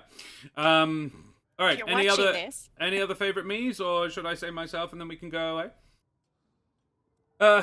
I will say my favorite self and then go away. Looking back, and I've had a nap. I actually am not nearly as sleepy as I once was. My thought process, my sort of creative process throughout that was quite interesting. Like, I got bare bones. I opened up the picture. I was like, oh, that's creepy as hell. How do I make this work? And the situation evolved around you, as in I decided what it could do around you to make it more interesting, to make it more fun. The decision that there was 2 different kinds of things in the place happened very close to the end. The Glim were made up on the spot, pretty much. So I'm like, there was something that stole the musical instruments. That was not the Chul. She stole the tiny violin because it's small enough for her to play. So cute. And the three keyed piano. She was like, that's fun too. She and her friends, yeah, definitely. She and there may be more of her in the walls. But yeah, the description, I'm gonna go on the Glim as well, just for a favorite moment of they are yeah, little things that I like the detail that it is a sign of kindness. That the person who lives here is nice, or stupid, because they let the glim. More often than not, if you've heard of them, you can probably figure out what you've got after a while. Shit keeps going missing. Normally, food and small items of clothing, the occasional sock. I also like Ardana creating they are named after what they see. They don't really have much of a language of their own. They don't have naming conventions. So she is named Sock Owl because those are two things her parents like. Aww. That's cute. Socks are great. She will probably wear only socks for her whole life, and owls are also pretty cool. Who got Sock Owl? Yay. Yeah, that was my favorite me bits. Okay. Well, we should go away from here now. Guys, thank you so much, everybody, for joining me. We should go around the table and tell everybody who the heck we all are. Let's go in reverse order. We started at Keren. No, we started at Rachel. Let's start at Keren. Who the heck are you, Keren? Hello, I'm Keren, sometimes known as the Mother of Bunnies. You can follow me on Twitter as Mother of Bunnies. Instagram is my Bella's Gold Ego, Miss Lola Moore. You can also follow my puppet antics on Pupperotica on Instagram. Yeah. Or you can listen to my dulcet tones on the D&D podcast, There Be Dragons, where I play a dragonborn warrior called Ryland Westfall, who's very cool and badass. True. Josh, who the absolute heck Hi. are you? Hi, I'm also Josh. I'm sometimes called DM Josh or GM Josh. But I play over on Pheonixiwaki's channel on at this time, usually a little bit before this time. We play D&D usually, but I like to run non-D&D games like Deadlands or Seventh Sea or things like that. So join us over there, and let's move on. Yeah. Saz, tell me about yourself, my dear. I'm Saz the Meeple. I'm one half of the team at Meeples and Dragons. We're an online specialty TTRPG store bringing you heaps of really cool stuff like the glasses that you've seen popping up on your screen throughout the last 20, must be about 20 hours now. Yeah. Only 18 and 57 minutes. Close, give or Yeah, take. it's a lot. We'll get there. We'll get there. So you find us on Twitter at Meeples_Dragons. I can English, and we're also on Twitch, Meeples and Dragons. And if you're going to PAX, we will have a booth at PAX. Please come and see us. Yeah. I'd forget the booth number, or I'd tell you. So that's me. I don't have a PAX in the budget this year, but yeah, soon. Yes, Rach. Hamish dice. Yes, many dice, much wow. Rach, who the absolute heck are you, and why should I buy your book? Hello, my name is Rachel. I'm a writer, actor, creative trash at large. You can find me on various social media at Rachel Foucar, because that handle is always free. And you can find the book that I wrote, The Rings of Mars, right here on the internet. It's a sci-fi adventure. It's pretty good, I like to think. And if you don't buy it, I'm going to cast a personalized and devastating vicious mockery, dealing psychic damage from which you will never recover. So go ahead and buy it. Permanent psychic damage, but Rachel, I need my brain. It's one of the few pretty things about me. You better start working out, I guess. See, I can be devastating. But I own the book. We've both read it. We've been working on our channel for months. What more do you want? Then you're safe. Feel good, Miller. Thank you very much for joining us. Hey, buddy. God. And Madame and Monsieur, Dame, Underheron, and beings of indeterminate gender persuasion, I be Josh the Pirate. This stream was recommended. Feel good, Miller. I'm glad it was. We are about to go on a short breaklet. We were about to take a sort of a 10-15, and then Keren and I will be back to play a game of Last Shooting. Which is a TPT RPG. It's not really a TTRPG. As Keren observed recently, it's basically not really a game. It's more of a gamified storytelling experience. It's super cool. I played it once before with Brendan and for a Tactics Tuesday, and we were just working out how it worked, and we were like, should we just play it? Let's just play it. And we did, and it was really cool. And now I'm excited to play it with Keren. It is a one-on-one mech combat game where you collaborate to tell a story, bidding parts of your character sheet as the elements of the next part of the story. And the person and you decide this between yourselves, the person who tells who bids the more interesting things gets to decide how the things that have been bid go in to tell this next part of the story. Oh. It is based on the final bid system. It's a really, really cool system. And technically I won the last game, but I won, but handed the victory to Brendan's character. So we both kind of won, which was really nice, because you decide between you who wins. So it does require an awful lot of very fair sportsmanship. Make a mech out of duct tape. I like that idea. Anyway, yes, I am Josh the Pirate, and you can find me here on my channel, Corsair's Cove, which I run with me lovely lady wife. But you know, because you've done that already. Well done, keep doing it. We play D&D and other RPG games, like Mutant Chronicles. And we just had a Call of Cthulhu, a Pulp Cthulhu game this morning. That's a new for the channel, another first.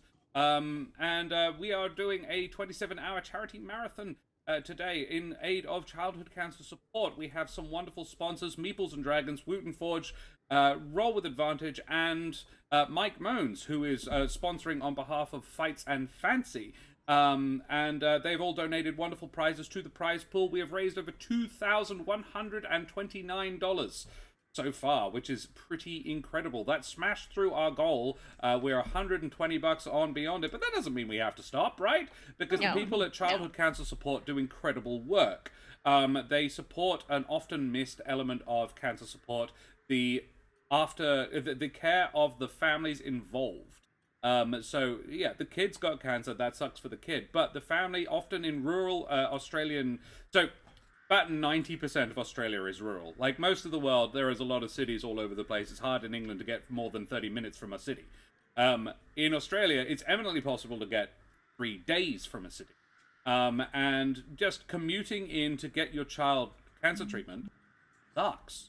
So this is what Childhood Cancer Support does. They provide transport assistance. They provide short and long-term accommodation, like guest accommodation for families coming in to get treatment for the kids. They provide mental health support and sort of social counseling support for those people going through. It is something that is really the worst thing that can really happen to a parent, let's be honest, short of the kid actually dying. And you're tormented with the idea that the kid might. So I imagine that is a sucky, sucky thing to have to go through. And if we can support them in any way, we will, and we can. And streaming is an amazing facility for that. And the TTRPG community is incredibly wonderful, lovely, and giving. And I am very, very proud to be a member of it. So yeah, if you like my majestic voice, you can find me here with the face. But if you like the voice, but you think I could stand to tone the face down a bit, you can check me out in the podcast There Be Dragons, where I play the infamous and deadly pirate Skern Felspar and his little dragon, Krosh. And if you want to see more of my D&D exploits and you can't be bothered tuning into Corsair's Cove, boo. But also, check me out on The Lore Right on Friday evenings, where I play Adelinda, the Copper Dragonborn, who has recently become a mum to a golden dragon wormling called Helena. And their relationship is really adorable, and I very much enjoy playing. So we will go away from here now, guys. Thank you so much, Josh, Saz, Rach, and Keren. I mean, Keren sort of has to be here because she lives with me, but the rest of you, thank you so much for joining me to play this game of one-shot roulette. Keren and I will be back in 10 to 15, guys. Thank you so much, and we will be right back with you for more Charity Marathon. And then, 4 hours after that, the penultimate episode of Midnight and Badness with Rach back in that same spot on the screen. So if you like Rach's face, come back in 4 hours. Say goodbye, everybody. Goodbye, everybody. Goodbye.